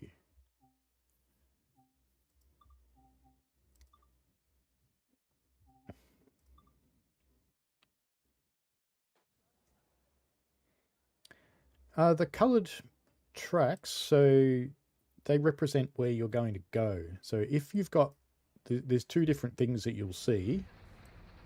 you'll have, if it's planned out for you and the points are all set, you'll have a path, and then it's usually blue, which you might be seeing as purple. The purple, actually I know what you're seeing, that's the points themselves, so you're setting your direction. I'll be able to show you that in just a moment. Let me get this going and find this service 67E for Mr. Chicago. Eddystone to Chicago, and it's ethanol. And then I'll show you V for Vicky, what I'm talking about with the tracks.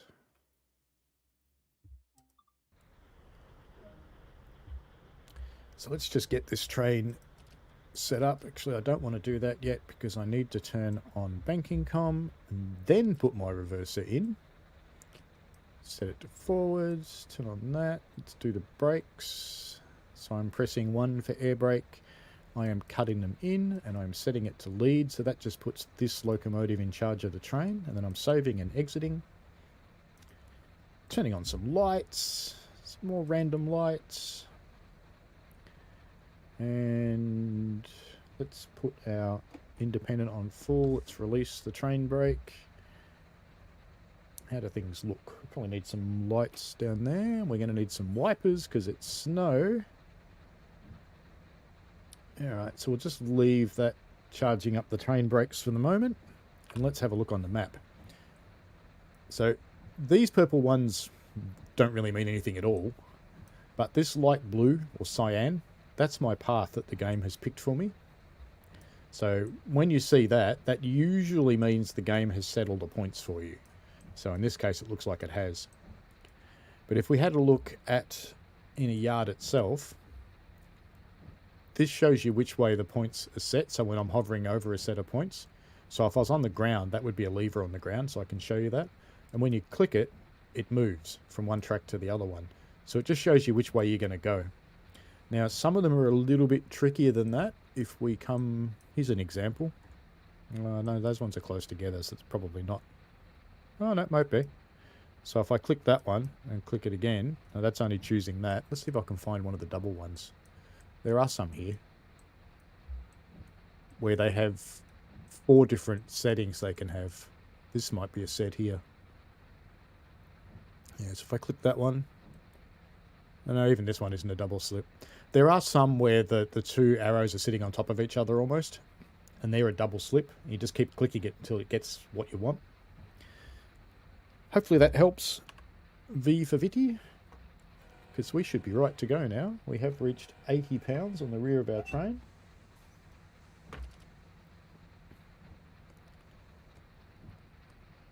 Just notch up to 3. Now let's just go down the back and just check. In our last loco, or the lead of our last locos, did we get the banking com set up? Yeah, we did. So this is how you can tell if you've actually got banking com working. Because what banking com does, which was that button I pushed on the radio, it pretends to be another crew. So there'd be a person sitting in this chair. And they're basically copying what I do up the front. So they've put their reverser in forward here, and they've put the throttle into notch 3. So everything I do on the blue controls, they'll copy. So if I'll use the rail driver, but if I notch back the front locomotive to 2, you see how this one notches back to 2 as well? So it basically just copies what you do as though there's another person up there.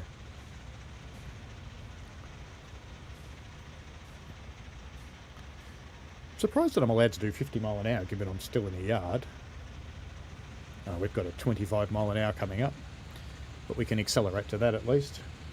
So, trying to catch up with the chat. What else have we got? We've got 67E, we're doing that. Neil TV8 says after a power-related moment, his operating system decided to corrupt itself. That does happen if you're in the unfortunate position of it's updating something in a critical area of files when the power goes off. It can have issues. Crazy Dash says that Arrow 3 and Silverliner 4 are not fully identical. The Arrow has 3 doors and Silverliners have 2. You guys do come up with the most interesting things. I won't do 2 services Chicago because I'm actually at my usual cut-off time for my stream. But we'll run this one. We'll take this one through. We'll run a bit longer today. And Chicago wants to do a air brake tutorial on Sherman Hill. Yeah, go for your life. That'd be helpful.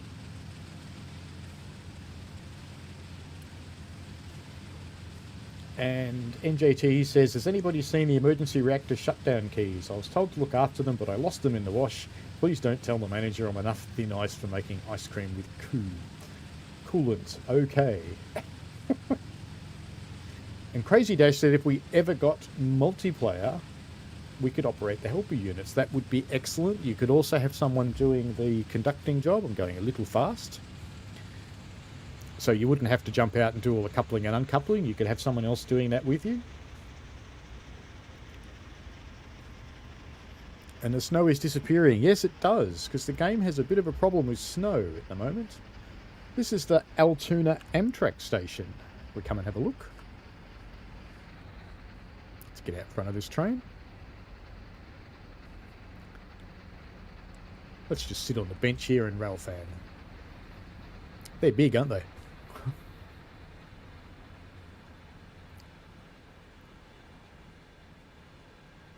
So we can just sit here and rail fan for a little while. The snow always disappears Ferro-Marrow because there's a challenge with it in the game, let's say that. And yes, I did set the month to December. I'd like to see multiplayer. I don't see it happening in the near future. There's an awful lot of things to work out with multiplayer. How do you make... It needs a totally different dispatch system, basically.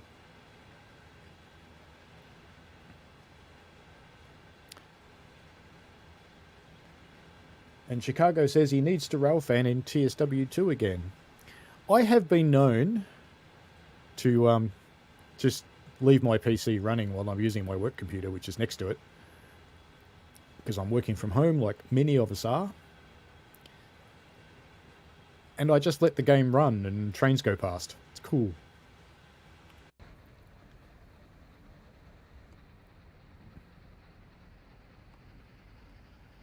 And I do like running the different seasons because it adds a new dimension to the route because it looks quite different in the different seasons.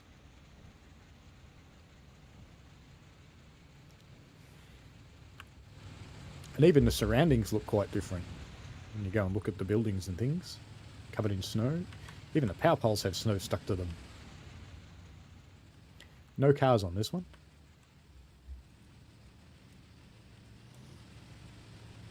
Hopefully I get run over here.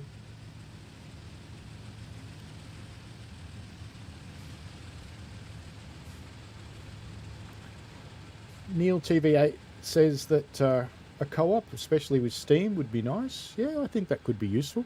Because then you could have the person looking after the fire, traditionally called the fireman, but that's a bit sexist. Not that I've seen a more modern name for it. I know that the female, well, I'm going to call them the female firemen on our railway are in fact called firemen, but we don't think we use a modern name for it. V for Viti asks if you put this locomotive into jog mode, how does it work or set up? I don't think jog mode's actually supported in the game. It's used...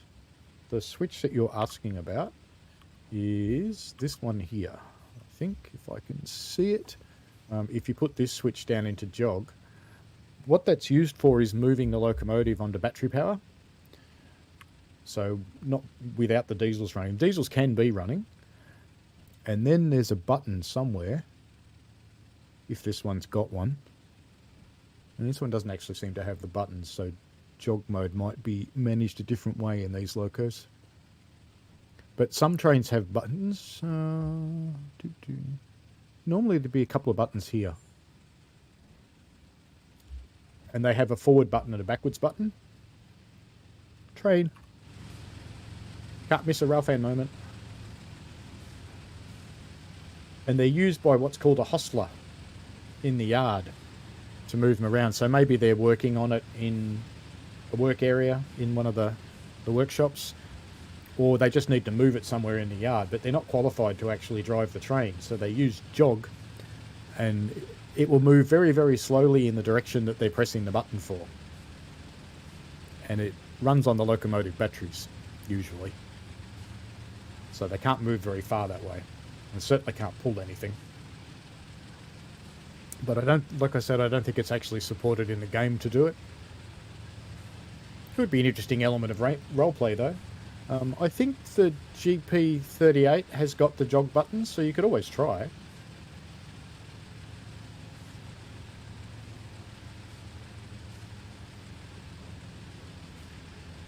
What game are you playing in NJTE that you're coming up with all these things? An NJTE suggests fireperson.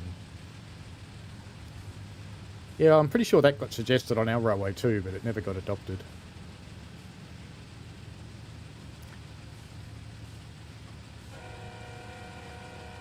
Here's the crossing that doesn't work.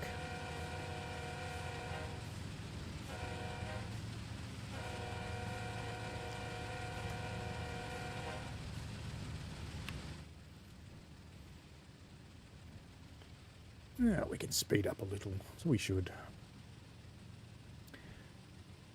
And Neil TV8 says he's going to use the auto fireman when Liverpool to Crewe comes. I'd actually suggest that everybody does that while they're learning to drive steam engines, because driving steam is very, very different. And it takes a bit of getting used to. And once you master driving, then you can take on firing. And from what I heard from some of the talks they've had on the streams, they're going to have an AI driver, so you can be the fireperson.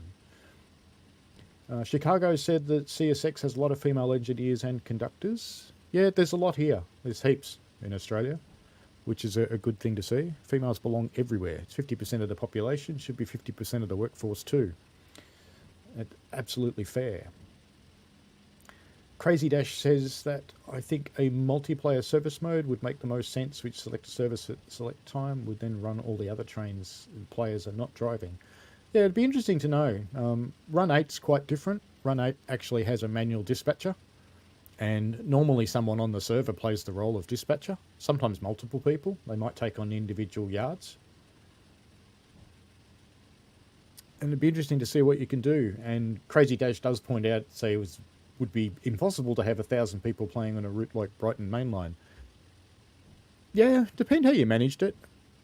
I could see ways that you could do it, but you'd have lots of people driving the same train. So how you'd mix them up would be interesting. And Johnny Maguire, welcome. I haven't seen you comment before, so welcome to the stream. Ask, will we ever see a sandbox mode where we can locate rolling stock at various locations around a route? Some of the routes do have that. They have a free service, a free roam service, where you can go and do pretty much whatever you want, as long as you stay inside whatever confines they're set for you. And it's normally in a yard, so it's difficult to do it out in the route. You can use Scenario Planner to set up your own scenarios, but it's always a bit limited about where you can put stuff. And you have to put things in that are going to move. Now, I do cheat a little bit. I tend to put things at anywhere I can, and I tell them to move 2 hours after the player's gone through, so they never will move. So you can certainly do that, if that's helpful. Chicago's off to take a shower.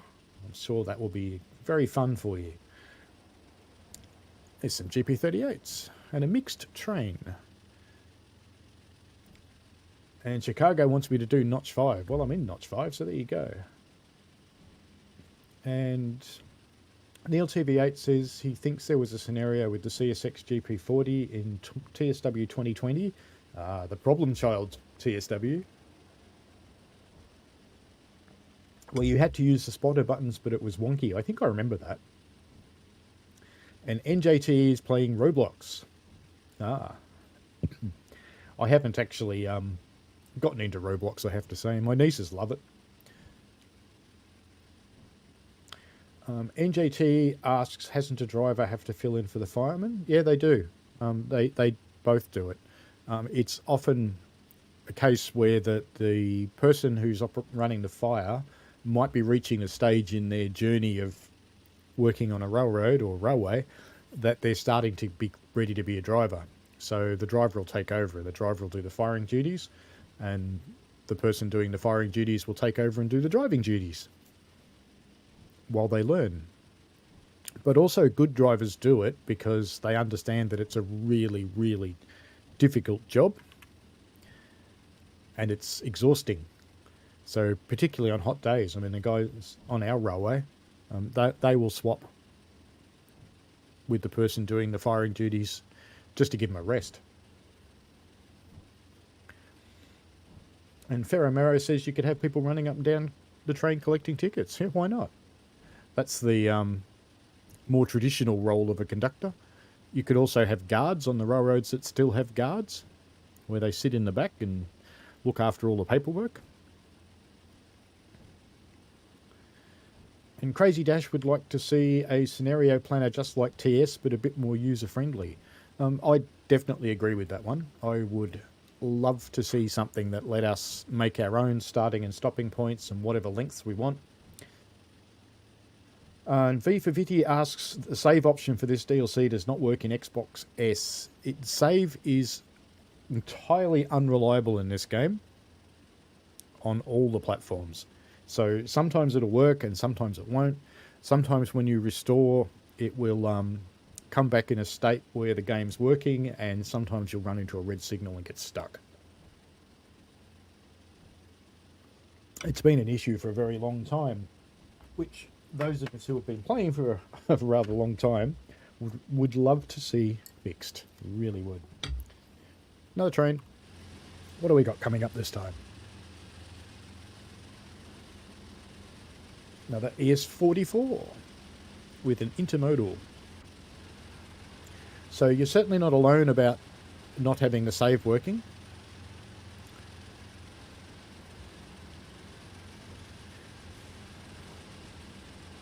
Creative cameras.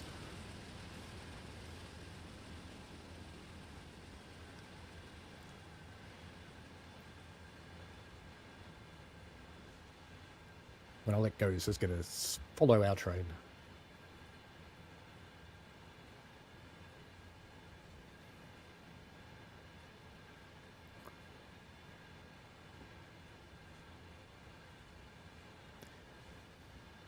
Yeah, I don't know how it works in America, NJTE, but in Australia, as a qualified operator, you're protected. You can't be sued. As long as you're operating within your qualifications. And Crazy Dash has a lot of freedom making scenarios in Train Simulator. It's just hard to learn how to use. It is a bit. I do make scenarios and put them up on Workshop from time to time when I get excited about it. I've done quite a lot for the Sacramento Northern route. I quite like it.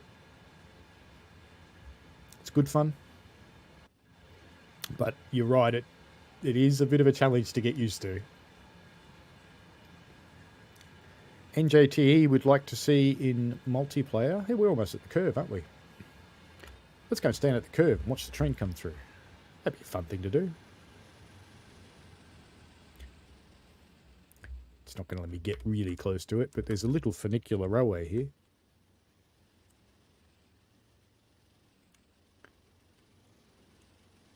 You know, I feel for this person here because, you know, it's cold and she's wearing short sleeves.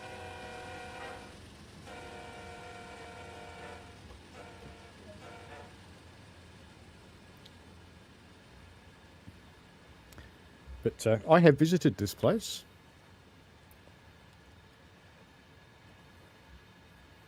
My family and I were doing a cross-country trip in an old mobile home that we bought and resurrected and made it nice. And that person there would have been representing my other half, who was just sitting on the chair, watching me watch trains and take photos, going, "Are we done yet? Can we go yet? Is it time to go? I want to go."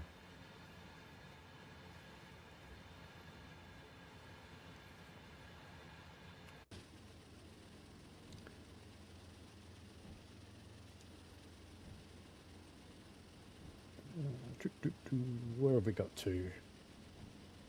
NJT would like to see 2 types of multiplayer servers, realistics and no rules.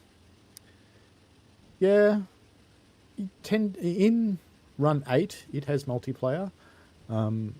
Those servers, for the most part, tend to be rather strict. And if you don't follow the rules, kind of kick you out. I may have been kicked off one. And then there's trains, where there's a mixture of people who want to operate realistically and people that just want to have fun. I, for example, on trains are quite well known for running Thomas the Tank Engine on the front of the train, just because you can. Yeah, Crazy Dash, I have been to 45 states, I think, of the US over my time. You ever notice whenever you press 8 you end up in a tree?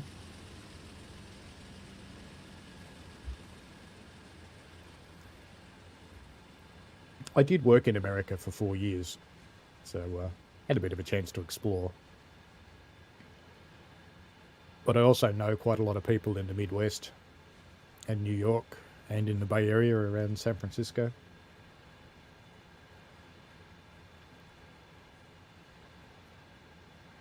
Never been to Hawaii, though. One day. Haven't been to Alaska, either.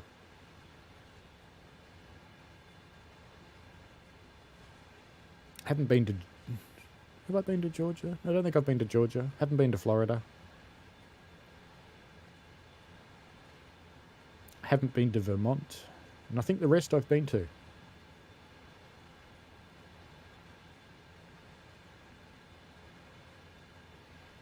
There's a lot of tank cars.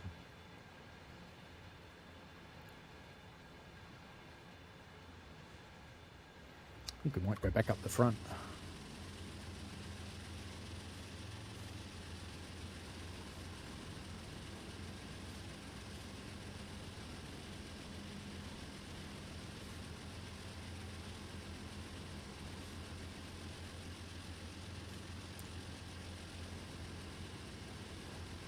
And Crazy Dash has only been to Nevada and Hawaii. There you go, you've been to Hawaii, I haven't. One day.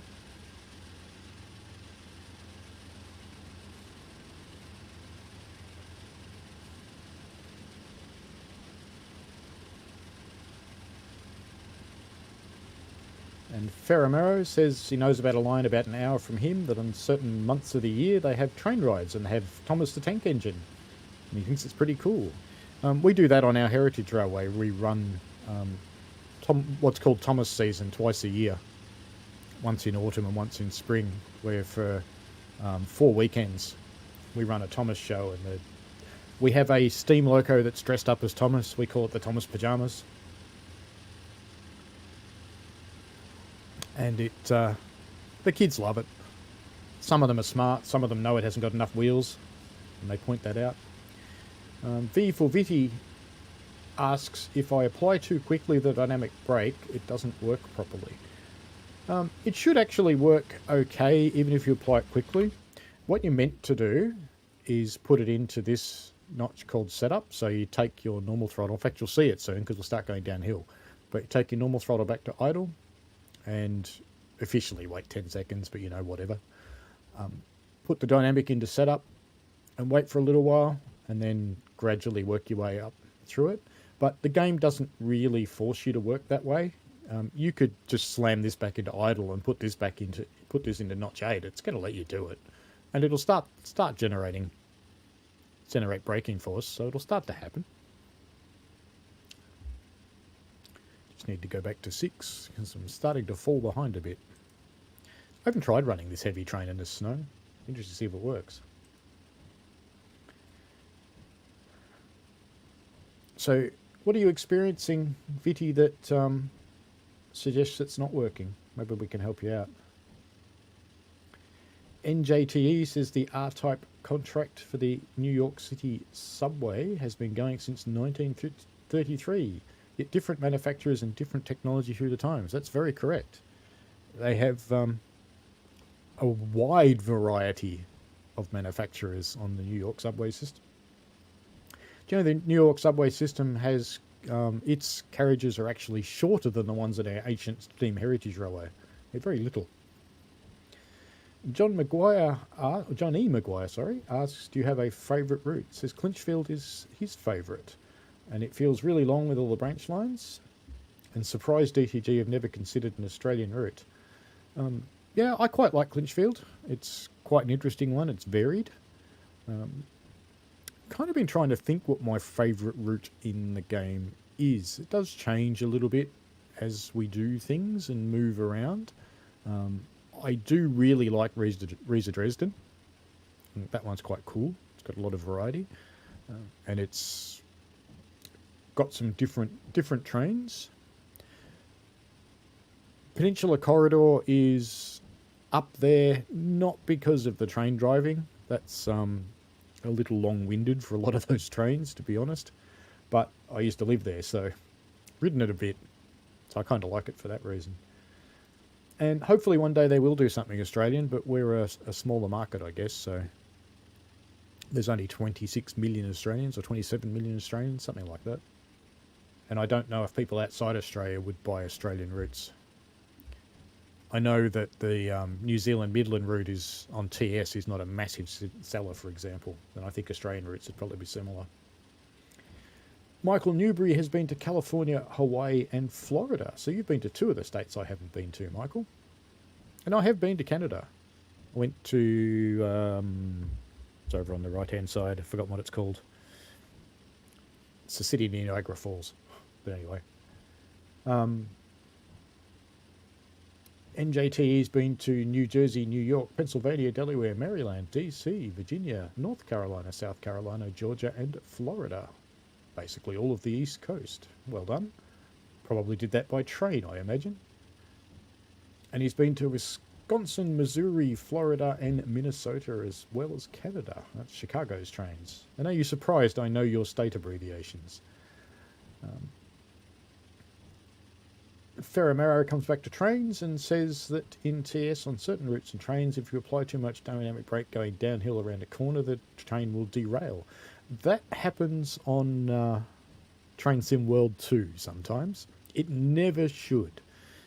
It's not possible to derail a train with dynamic brakes in real life. So it shouldn't happen, but yes, it does happen occasionally. And Neil TV8, actually Crazy Dash says to Neil TV8, that's why you want Trorail. And he made a video talking about it. It's also made one on Brightline. Yeah. And Michael Newbury's off to get his dinner ready for him and his cat, no doubt. And he will catch up later. So thanks for being around, Michael. I'll kill off the meat thing since it's not working anyway. And Crazy Dash says Peninsula Corridor is his favourite route. He loves the mass variety and service patterns. He also loved the Westinghouse braking on the F40. Yeah, I kind of like the 5-step Westinghouse brakes. They're fun. And NJT says, isn't there an Australian railway that operates an export model of the AC 4400 CW? Yes, there is. Some of our mining railways run the AC 4400s, and there's a few of them in mainline service as well. So, yes, we do see them. There's plenty of American operators here, like Wyoming, for example, is here. Genesee, Wyoming. Chicago... well, Chicago says that the 4400 and 6000 are in Australia as well as Mexico and Brazil. I think they're in some other countries as well.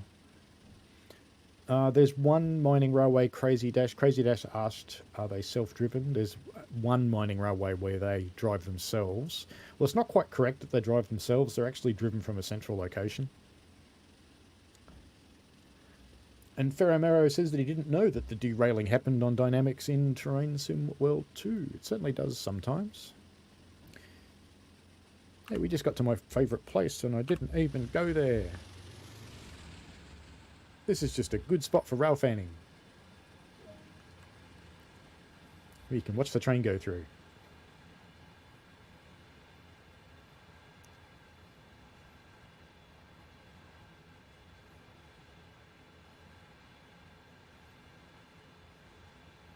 It's kind of nice sitting here in the snow. I don't think it'd be very pleasant if you were really here. Now, has anybody noticed the palette of building materials that sort of blended with the bridge? Well, the bricks disappear into it too.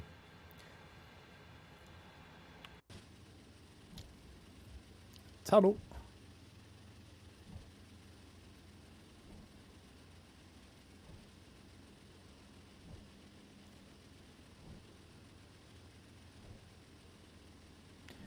Neil TB8 says that Peninsula Corridor has the similarity to Tri-Rail, and Tri-Rail would make sense due to the amount of services on the route daily.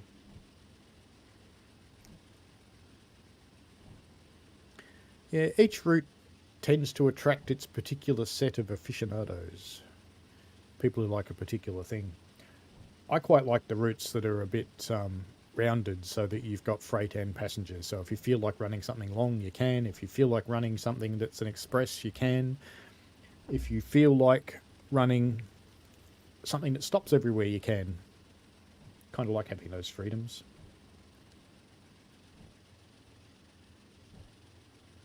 And we've just come down to a 1% gradient now. Are we in... Is this Gallitzin or Crescent? I can't remember. Gallitzin. Let's go and have a look around Gallitzin while we're here. Let's see how far we can go. Head down the main street. Not that far.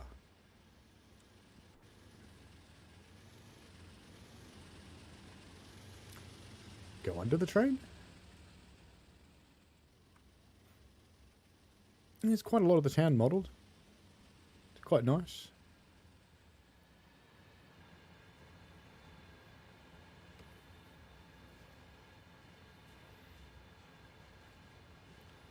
I wonder if that would happen in real life. Because they look like the kind of tanks you store oil products in, and a power substation right next to it. Would that really happen? It seems a little bit dangerous to me. Oh, we've started going downhill, haven't we? I'll jump back into the cab, because we're going to set up dynamics now. So I've put the throttle back into idle. Now I'm going to put my dynamics into setup. Yep, there we go. And officially you leave them there for a little while. Now we're going down a fairly gentle gradient here, so I'm not too worried about the train speed picking up. And now I'll go into notch by notch on the dynamics, and I wait and see what effect they have. There are so many locomotives on this train, I think it's got 6, that even notch 1 in dynamics is going to slow us down a lot on a 1% gradient. You can see it's slowing us down heaps. So the people who are saying the dynamics are too powerful in the ES44, I don't think they are. I just think there's too many ES44s on the train. Because in reality, you'd only have 3 on a train this size. So I've just put that back into setup, and we'll let that creep up again. So going back to the chat. Ooh, that was a bit of a bump then. Sadly, I think Tri-Rail has licensing issues. Actually, there's one thing that you... Yeah, one thing you want to be careful about applying your dynamic brakes quickly. You can get coupler lash. Now, this game doesn't actually do it, but if you play in Run 8 and you go into and out of dynamics, so if you did something like this, you'll break your couplers, basically, if you did that. But if you go... So if you go... What you're saying, V for Vidi, is if you just go straight up to the highest one, it doesn't really work. Let's have a look.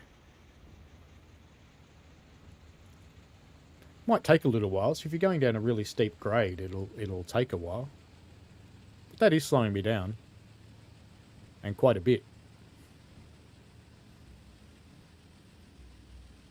But normally what you want to do with your train controls is between... Dynamics aren't actually notched anyway, this notching's a bit artificial. But is you want to go slowly through your notches.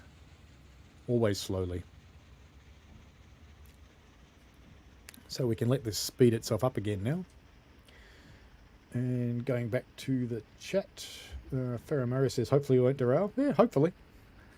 And Crazy Dash says, now obviously TSW has seen some new faces, such as MBTA, so never say never. No, that's right.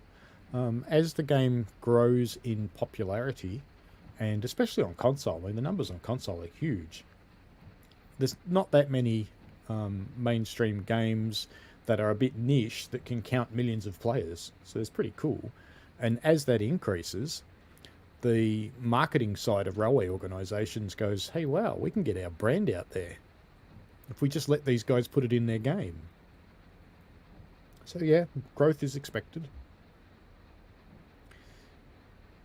NJTE says Grand Trunk Western still exists as a paper railroad that owns nothing except one engine, which hasn't moved a quarter of a mile from its maintenance shed in 25 years.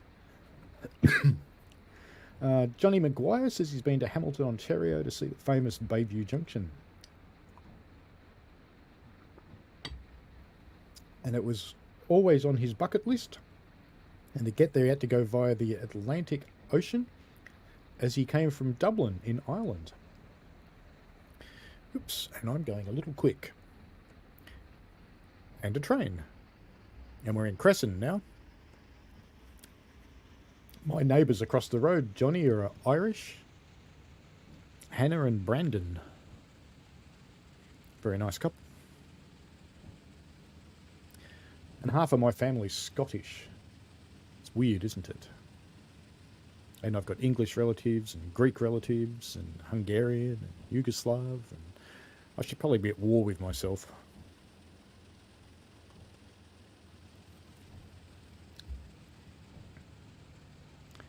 And Neil TV8 says that he's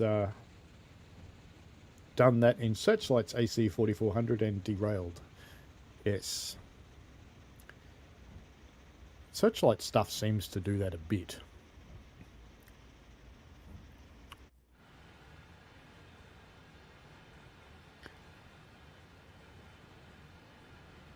I'm trundling through Crescent here.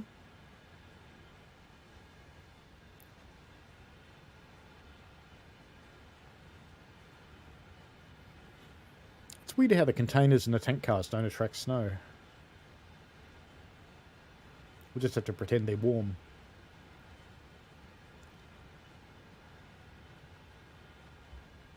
Yeah, I agree, Crazy Dash. DTG's, in the last year, come a really long way in making things better. So the routes are pretty good in terms of accuracy.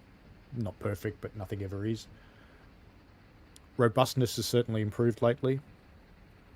I think in the last 3 months, I think I've had one UE4 crash in the public release. It used to be quite common. So that's pretty good.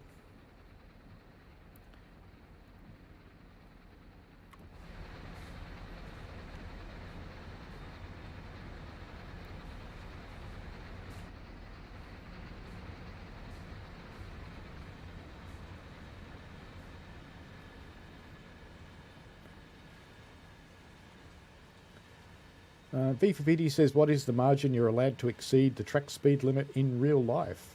I find it really hard to always hit the given limit. Generally speaking, you stay under it. You're not really ever allowed over it in real life.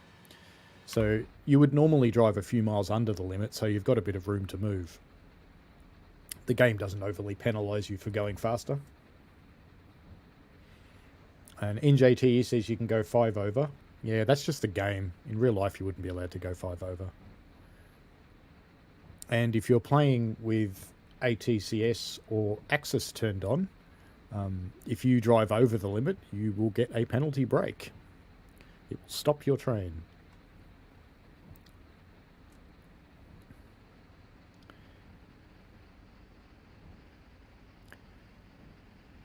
So if I was driving a real train, my limit here is 50, I wouldn't be doing 48. I'd be doing about 40.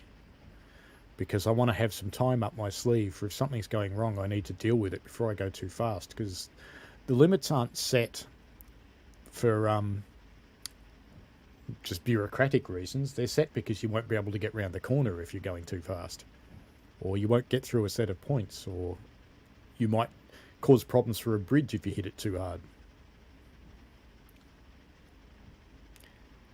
So sitting right on the limit like this, going downhill, is not what you would do in real life. In real life, you'd be sitting round about the 35 to 40 mark. Oops, crossing.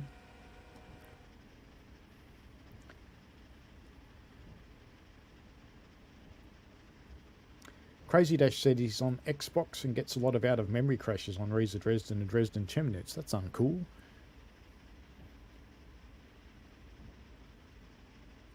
Are you on a Gen 8 Xbox or a Gen 9 Xbox?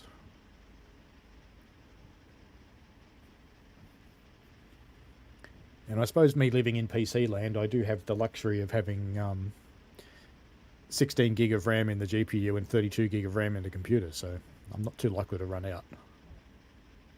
Whereas the consoles are a lot more constrained to that.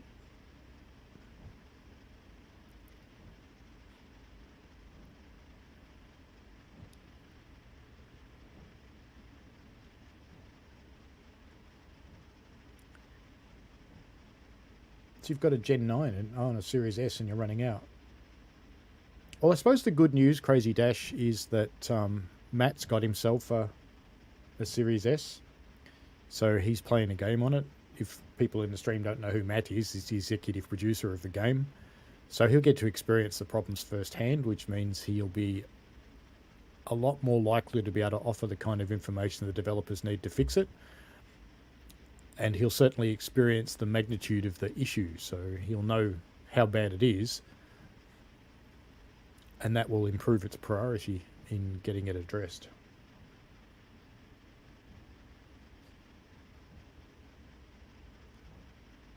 You've got a Series X NJTE. How lucky are you? I contemplated getting a Series S recently. This is kind of a PlayStation house, but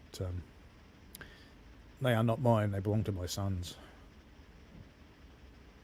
And I don't really want to take over their console for hours and hours and hours and hours. VS Vidi, how do you turn on the safety systems in this loco? You actually can't.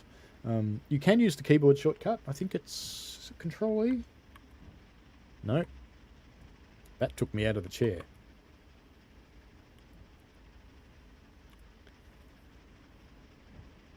There is a way to do it with the keyboard, but normally you'd have a switch up there somewhere, but this loco hasn't got that. So it would be nice if it did. I think there's a key on the rail driver for this one to turn on its alerter. Let me just have a look, because I've got all of the keys in a document somewhere. You may see Windows Explorer appear like that. And let me just find it. Rail driver labels. Let me see if you can turn it on for this one.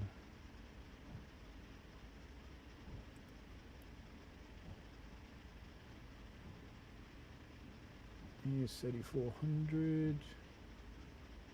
Apparently it's button 4. So we can try that. No, that's engine start. Warning device is on. There we go.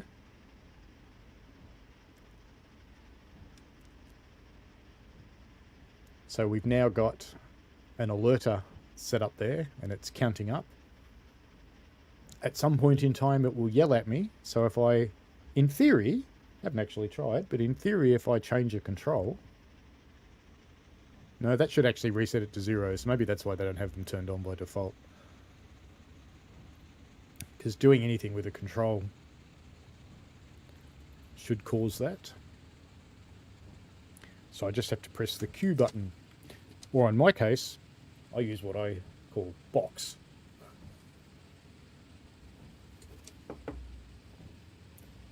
It's a little gaming controller that I built.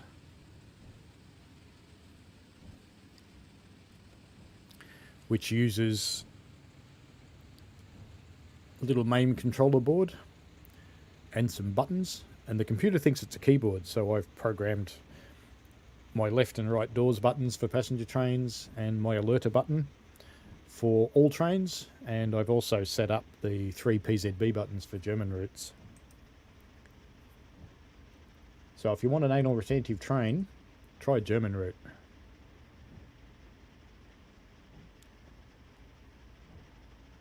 And Crazy Dash says that the S has a lot more issues than the X.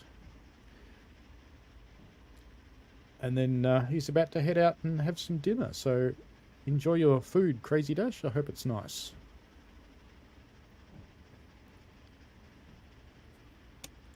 That is what should happen, Ferramero. Ferramero says that doesn't it yell at you if you don't touch any controls for a while?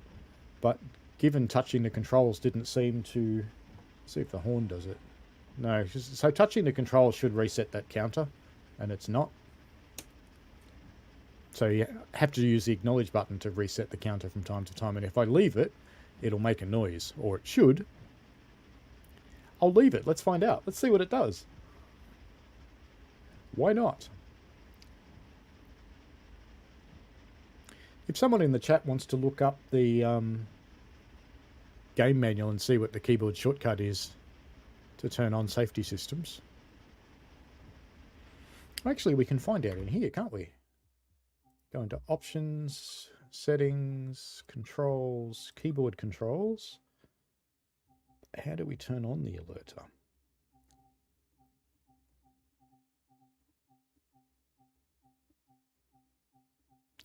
Somewhere in this plethora of controls, there should be a button.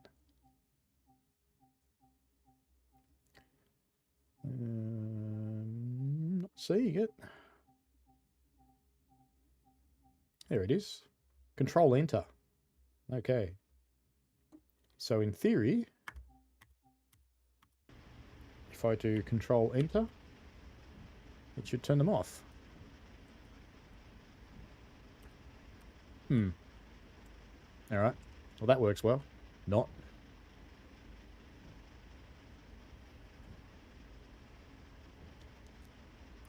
That didn't work at all.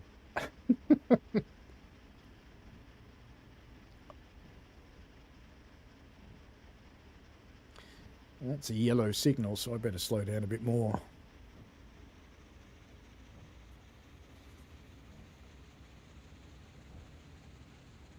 I will try and find out. There is a key that works. It definitely is. I'll find out what it is and I'll mention it on my next stream, or I'll do an instructional video or something for it. There definitely is one. I just can't remember what it is. And what the game said it was doesn't seem to do anything.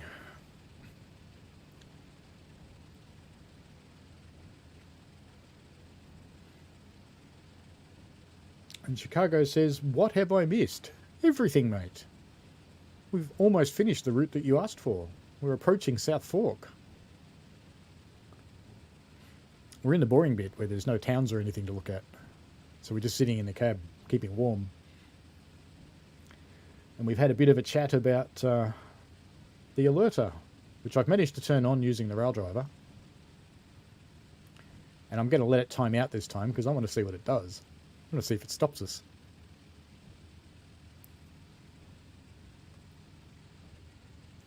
And I'm slowing down because I had a yellow signal.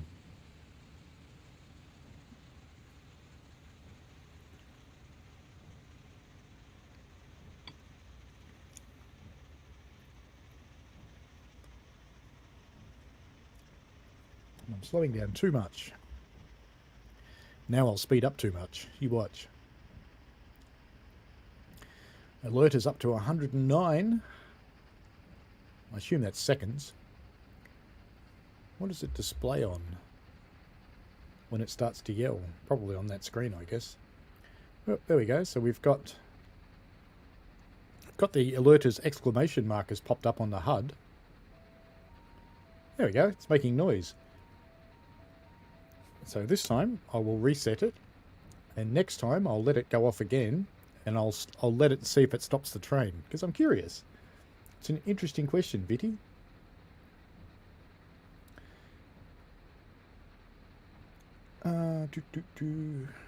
NJTE says, yes, keeping warm before we fly the drone out. Yeah, pretty much.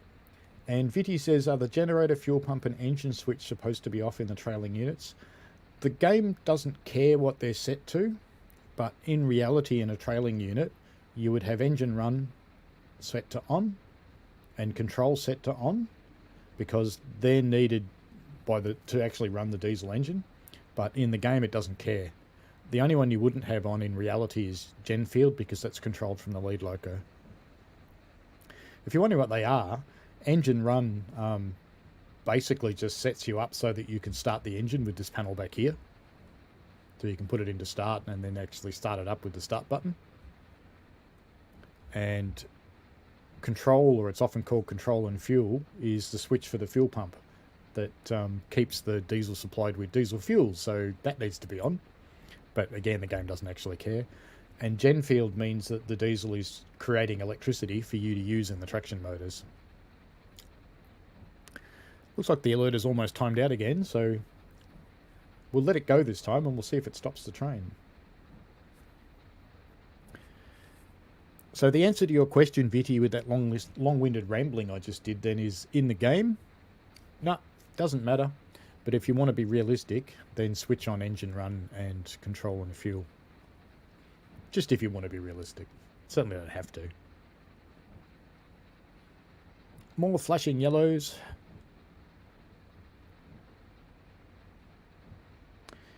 NGT asks, do I like running long hood forward? And the alert is starting off again. Normally on the railway operator we actually do run long hood forward most of the time. And when you're running long hood forward, it's essential to have two people because you can't see. If you're sitting on the right-hand side, you can't see around left-hand corners. So you need a second person to be watching out. It looks like the alerter is going to stop the train. Look at that. Brakes are coming on. And we have opened the PCS valve. So although it says the PCS valve's open, but you notice the brake pressure is going down very slowly.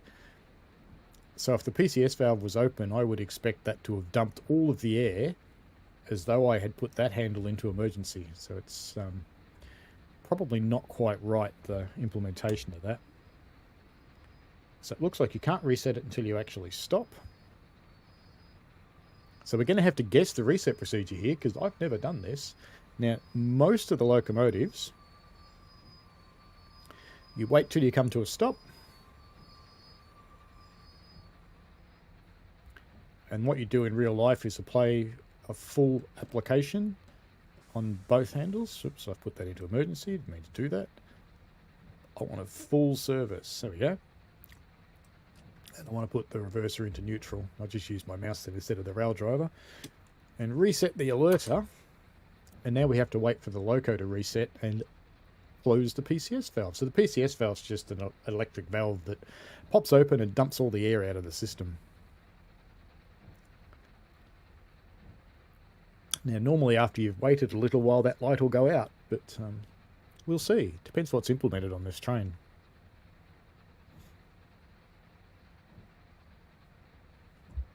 Let's see if I can release and whether it'll let me. Nope. Let's try and put it in emergency and leave it that way for a moment.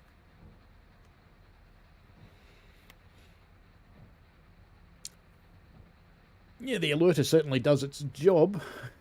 Just see if we can reset it now.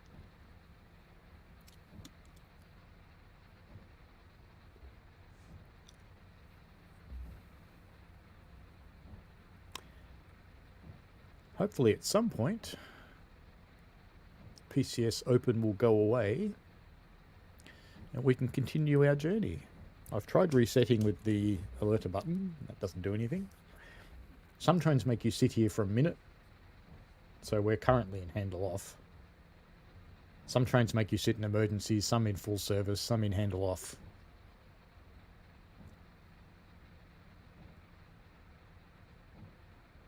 So I'm just waiting for PCS open to go away. In the meantime, let's go and have a look outside. What can we see?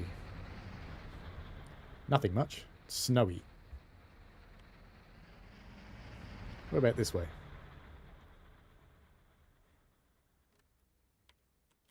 Oh, some power lines that mysteriously end. And then they appear over here. Okay. Excuse me. Let's see if we can release now and if that fixes it. No, it is charging the emergency sorry, not the emergency reservoir, the equalizing reservoir now. And it is charging up the brake pipe, but it's leaving the light on, which suggests that the PCS valve is in fact closed. Even though it says it's open, because it is charging up the train.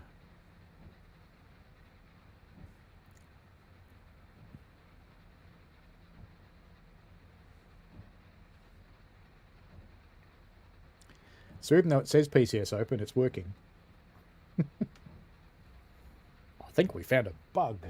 Alright, let's go back into forwards. We won't be able to move for a while. And we're on flat ground too. So the rear is starting to pump up.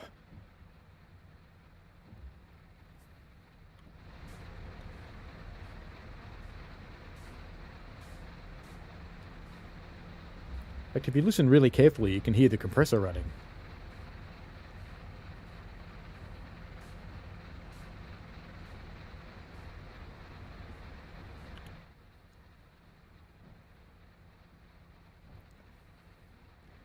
Brake pipe in the front of the train's up to 70 now. If you're wondering what I'm watching, I'm ignoring the HUD. So this one is the equalizing reservoir, which is used for applying and releasing the brakes. It's also the main reservoir, which supplies the brake pipe with its pressure. So the main's usually pumped up to about somewhere around 135 up to about 140-ish, and it's regulated at that. The brake pipe is regulated to 80 pounds on this particular train. Some are higher, some are lower. Australian trains run at 70, a lot of American trains run at 80 or 90. And the back of the train is slowly pumping up. We've got 37 at the back there. When it reaches about 60, the brakes will release. You probably don't want to move at that point though, because if you apply them again, you'll have some challenges. So we can go down to the back of the train and we can look in the window here and see the same kind of thing. So see how the brake pipe down here is 63? So that reflects what the rear says in the front there.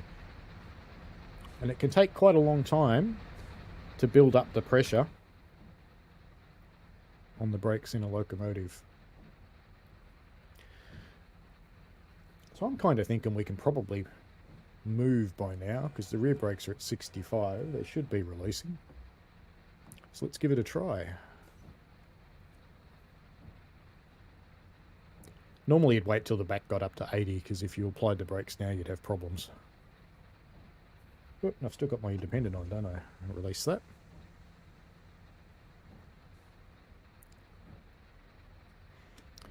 And my alerter will not reset, which is probably why you can't turn it on. Because it's got problems.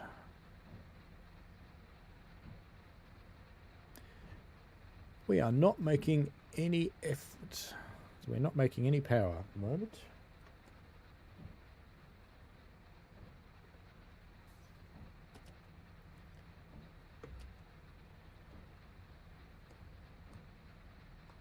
No, nothing. There's only one thing left to do at this point.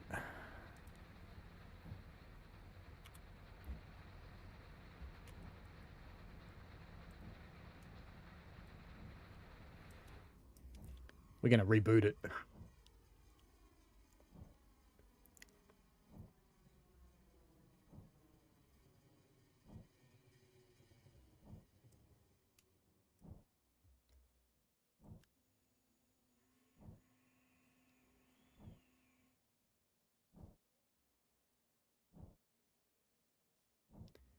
Waiting, waiting, waiting.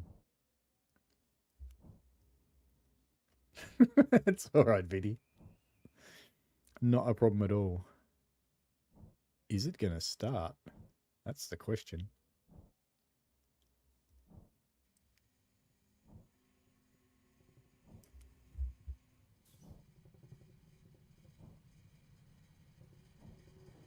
Yay, it's starting.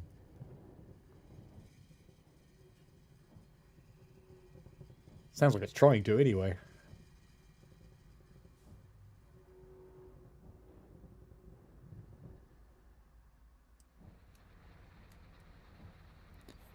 And it's running. But did it reset? No.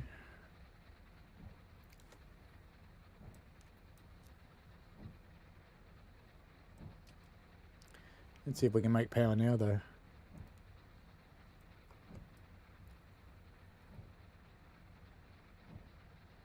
Nope. Alright, let's try something else.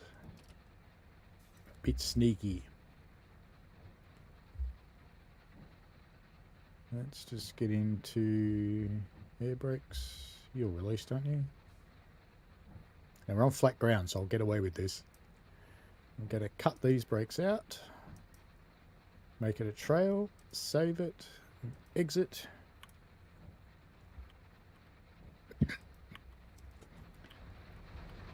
Let's try something sillier.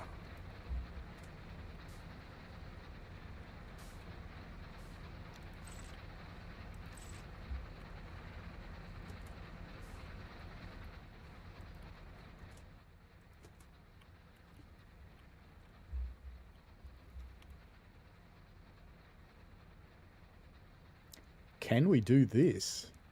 Never tried. We're going to learn something today. So I've set the air brake.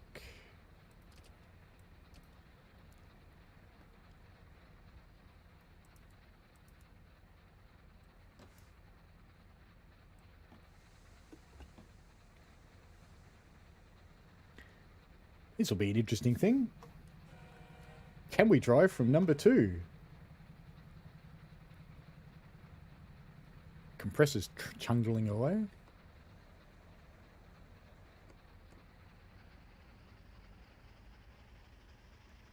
Well, it's revving, but it's not making power. And I'm guessing it's still being controlled by the front one. So let's try something else silly.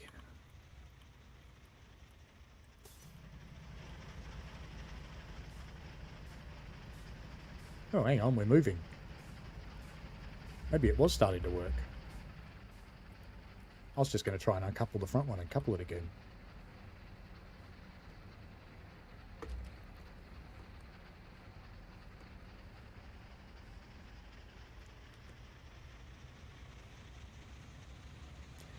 Well, it managed to release the brakes. And even though it says we're not making any power, it would appear that we are because we're moving.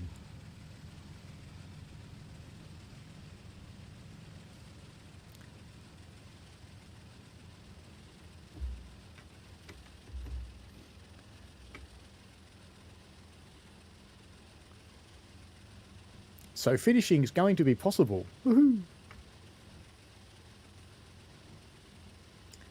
There you go. Get creative.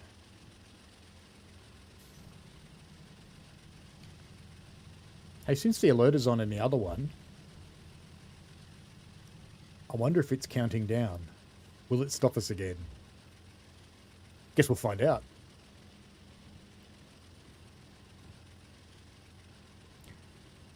There you go, we learnt something.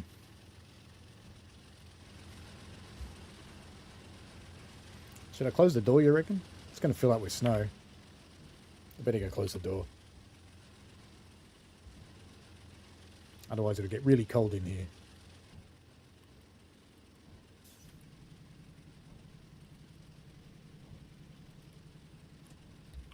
Right, there we go.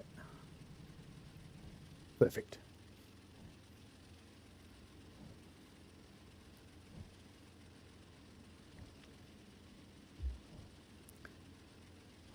Now we'll be able to finish. And we're not very far from South Fork, I think. Yeah, there's South Fork, so that's where it goes off to the mine. And we're heading down here somewhere. From memory, I think we're going to Johnstown, yes.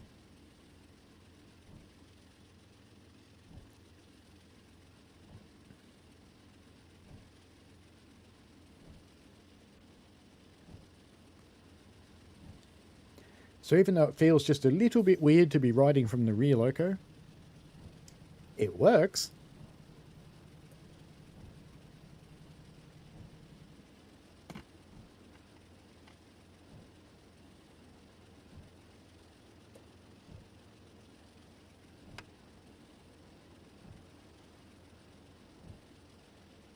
Yay. It's a bit quiet in this loco.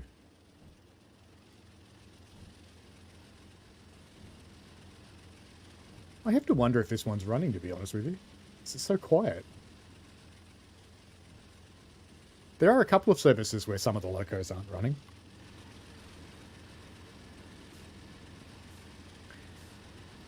Oh well, we're going to get where we're going now anyway.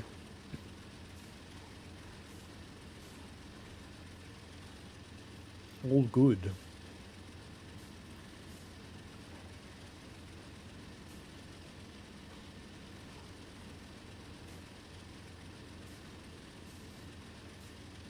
I'm quite happy that we figured out a way.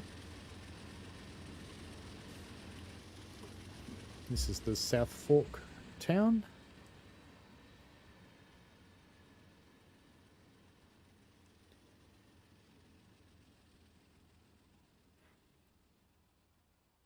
It's a bit of a sparse little place, and somewhere up here we'll come across the big railway yard.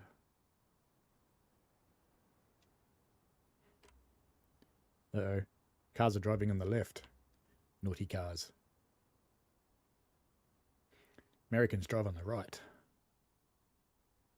Where's the rail yard? I've already passed it, maybe.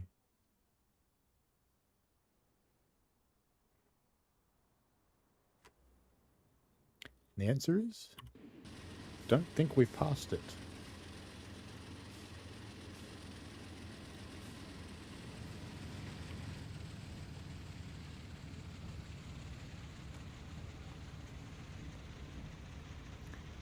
Now, of course, we're going a little quick because I went on my adventure.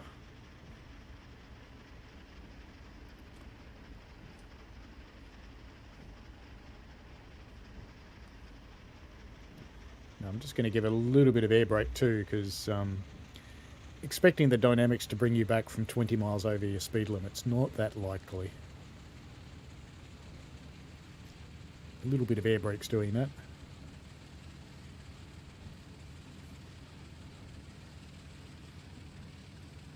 This is quite an interesting view from the second one.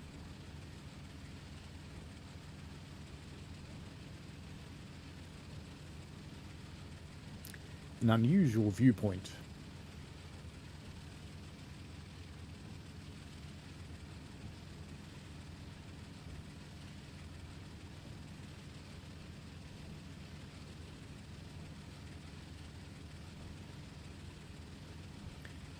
We need to come down to 35 anyway, so I'll just keep it dropping. And I'll release the air at about 38 or so.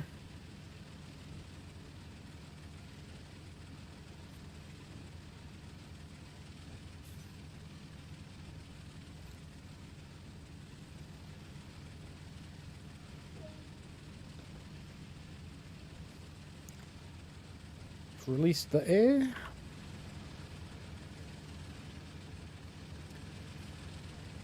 There's South Fork and the branch that goes up to the mine up that way. If you haven't driven that, it's rather steep and rather bendy. And now we're in the territory with the newer colour light signals that all look like faces to me. They look like surprised faces. And Ferro Mero is booting up some flight sim.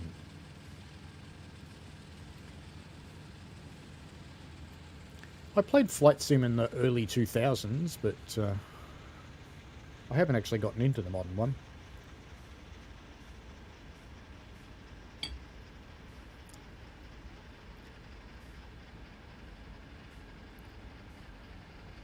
I gobble off enough time playing train sims.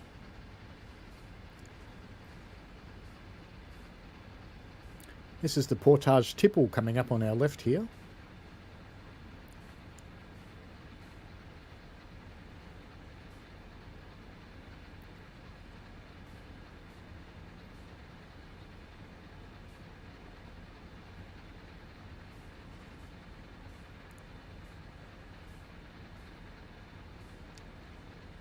Four and a half miles until we finish up, and I'll finish up the stream then too.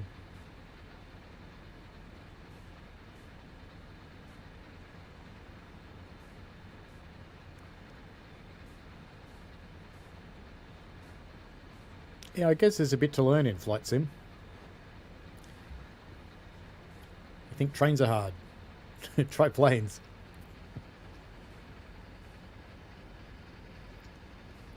Are you enjoying playing?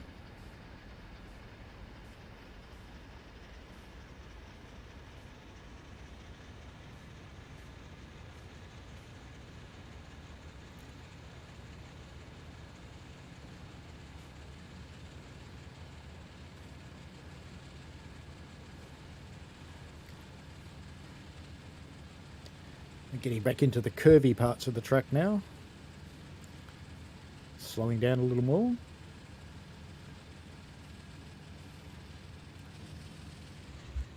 Bridge.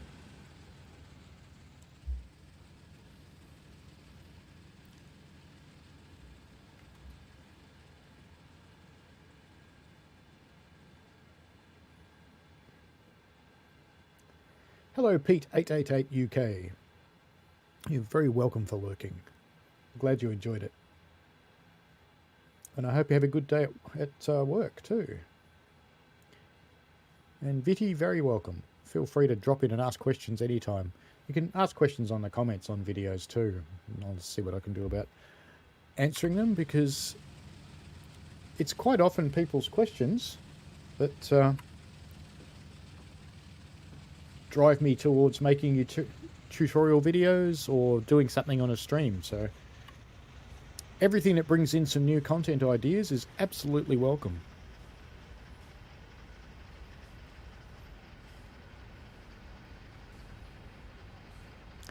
Yeah, I can imagine it's a bit more challenging for Romero. Unless it's a really big wind blowing on trains makes no difference at all. Just makes you use more fuel. But in planes, even a little wind could be annoying.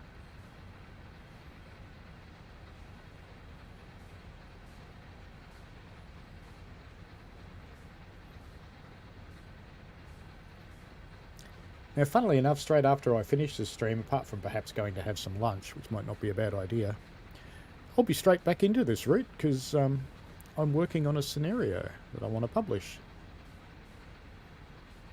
And it's been taking me a little while to get this one right. I think I've done about 12 hours on it so far. It's getting there. It's almost finished. The challenge is testing it, because every time I make a change and I want to test it, of course, it takes an hour to get from one end to the other. And you have to test it, because putting up untested scenarios is not a brilliant idea.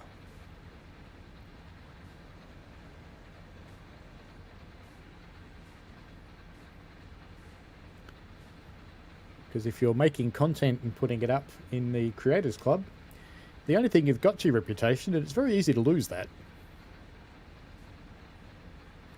Oh, we're almost in Johnstown, 3.5 miles to go. Ah, there's Johnstown Meadows. I actually think that's kind of cool. I don't really want them to fix it. I like having grass and flowers grow on the track. It's just fun.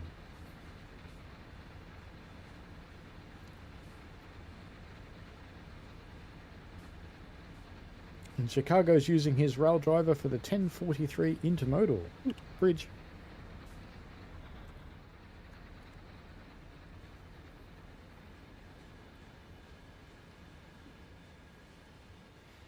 Don't know what it is about bridges, but you know, they're just cool. And there's a lot of them coming into Johnstown.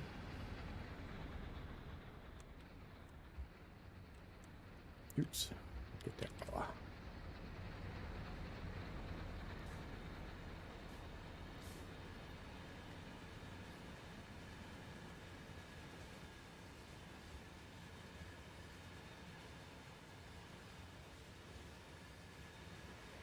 Don't know if anyone's noticed, but I ended up turning motion blur black on because it solves the frame jumpiness I was having, where because I'm streaming at 30 frames a second but I'm playing at about 90, there was a bit of jumpiness happening, and motion blur seems to solve that.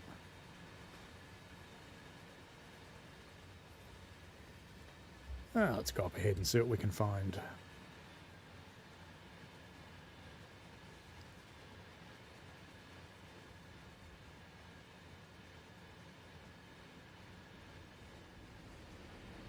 Quite pretty coming through here in the snow.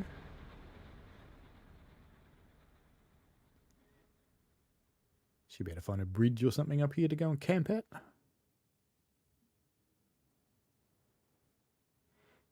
No, maybe not. We're getting a bit far away from the train. And we just go and sit on this side of the river and watch for the train to come.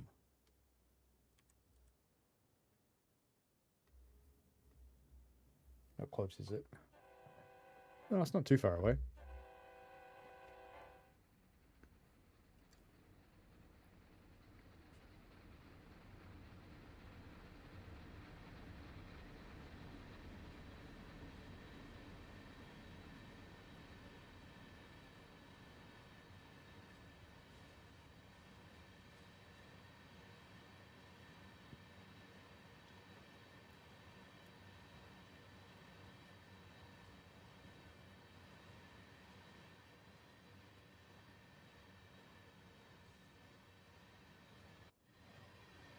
Where's the track? There it is. Trees! So many trees!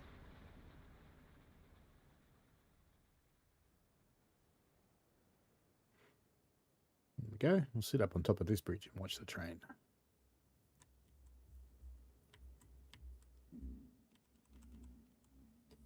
Sorry about the super noisy keyboard.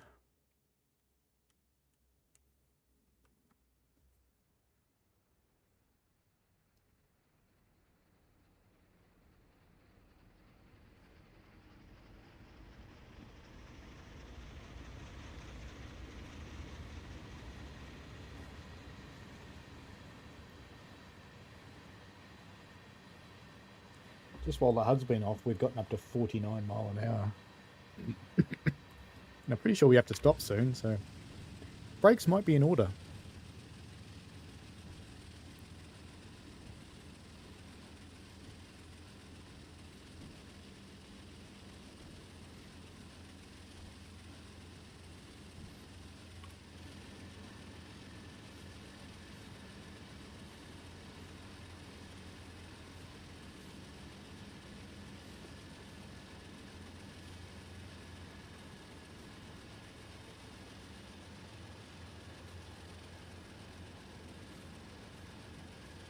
Then in reality, we'd get rid of the busted locomotive,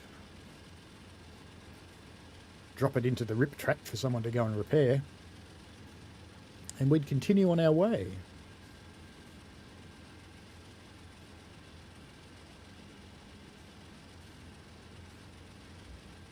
But we are going to be stopping very soon. John Maguire, you stayed up till 2:45 a.m. That's impressive, mate. Well, have a good night's sleep, and I hope you have a good day tomorrow.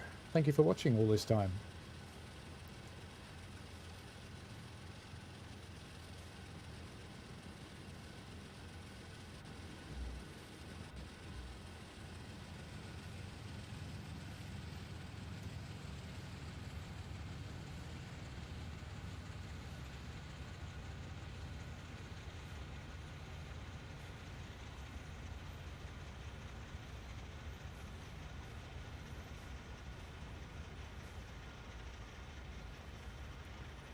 Now it's probably going a bit too slow.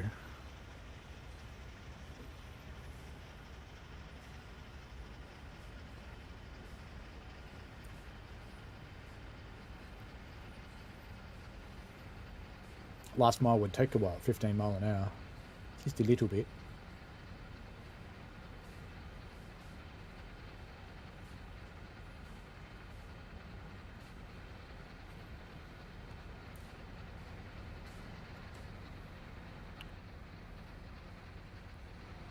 Get down right in the middle here between the two trains, if I can do it without them both hitting me. Classic railfan shot.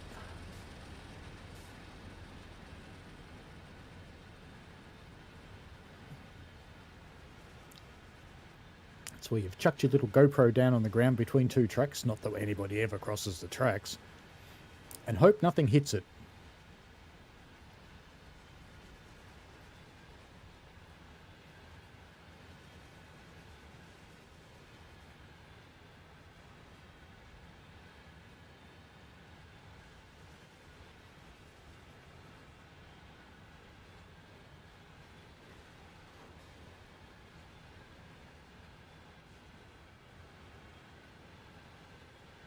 Better get back in my cab, I think, because we're not very far off from where we have to stop. Stop that. Right.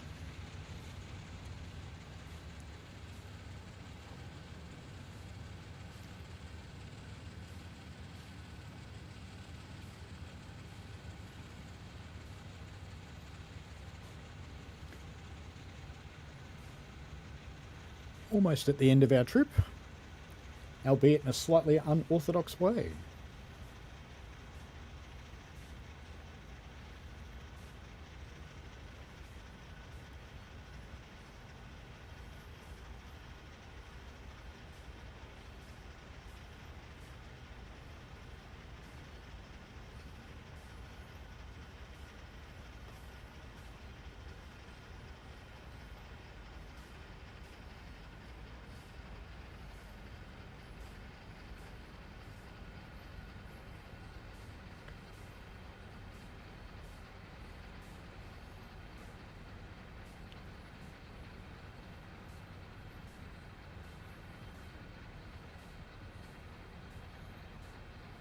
Looks like we're stopping well before the signal, which is always appreciated.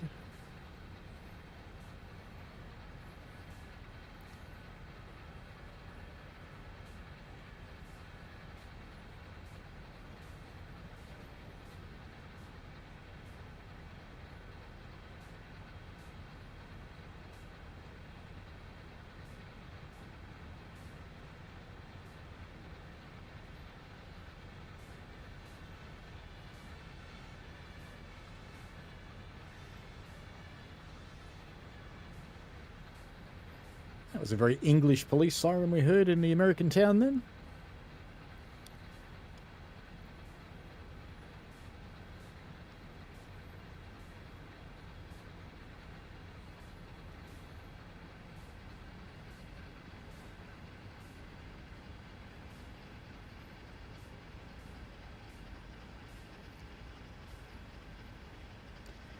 In reality, I'd have the brakes well and truly on, trying to stop in 200 yards, but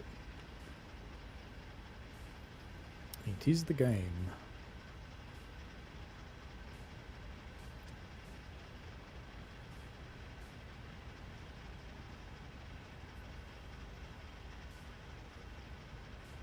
It's slowing down, not as much as I wanted it to, but it is.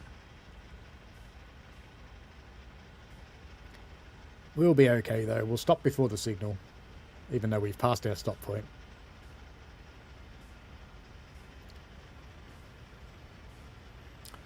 All good. We'll see if the game makes me go back up to the stop point or not.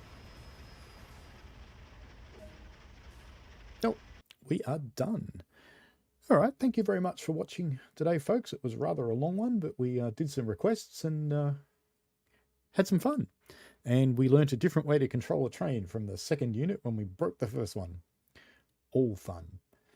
All right, thanks very much for watching. So I'll be streaming again next week. I may have something during the week. We shall see. I'm not 100% certain on that yet. And at the very least, I will see you next Sunday. So thanks for being you, and thanks for joining in. All of the questions and comments in the chat have been really awesome. So great to see it. Enjoy yourselves, and see you later. Thanks for watching, folks. I hope you enjoyed it. I always like to get your feedback in the form of likes and comments because they help me understand what you want. Give the channel a subscribe and click on the tinkly things so you don't miss out on any new stuff. And thanks for your ongoing support. And please, be safe out there.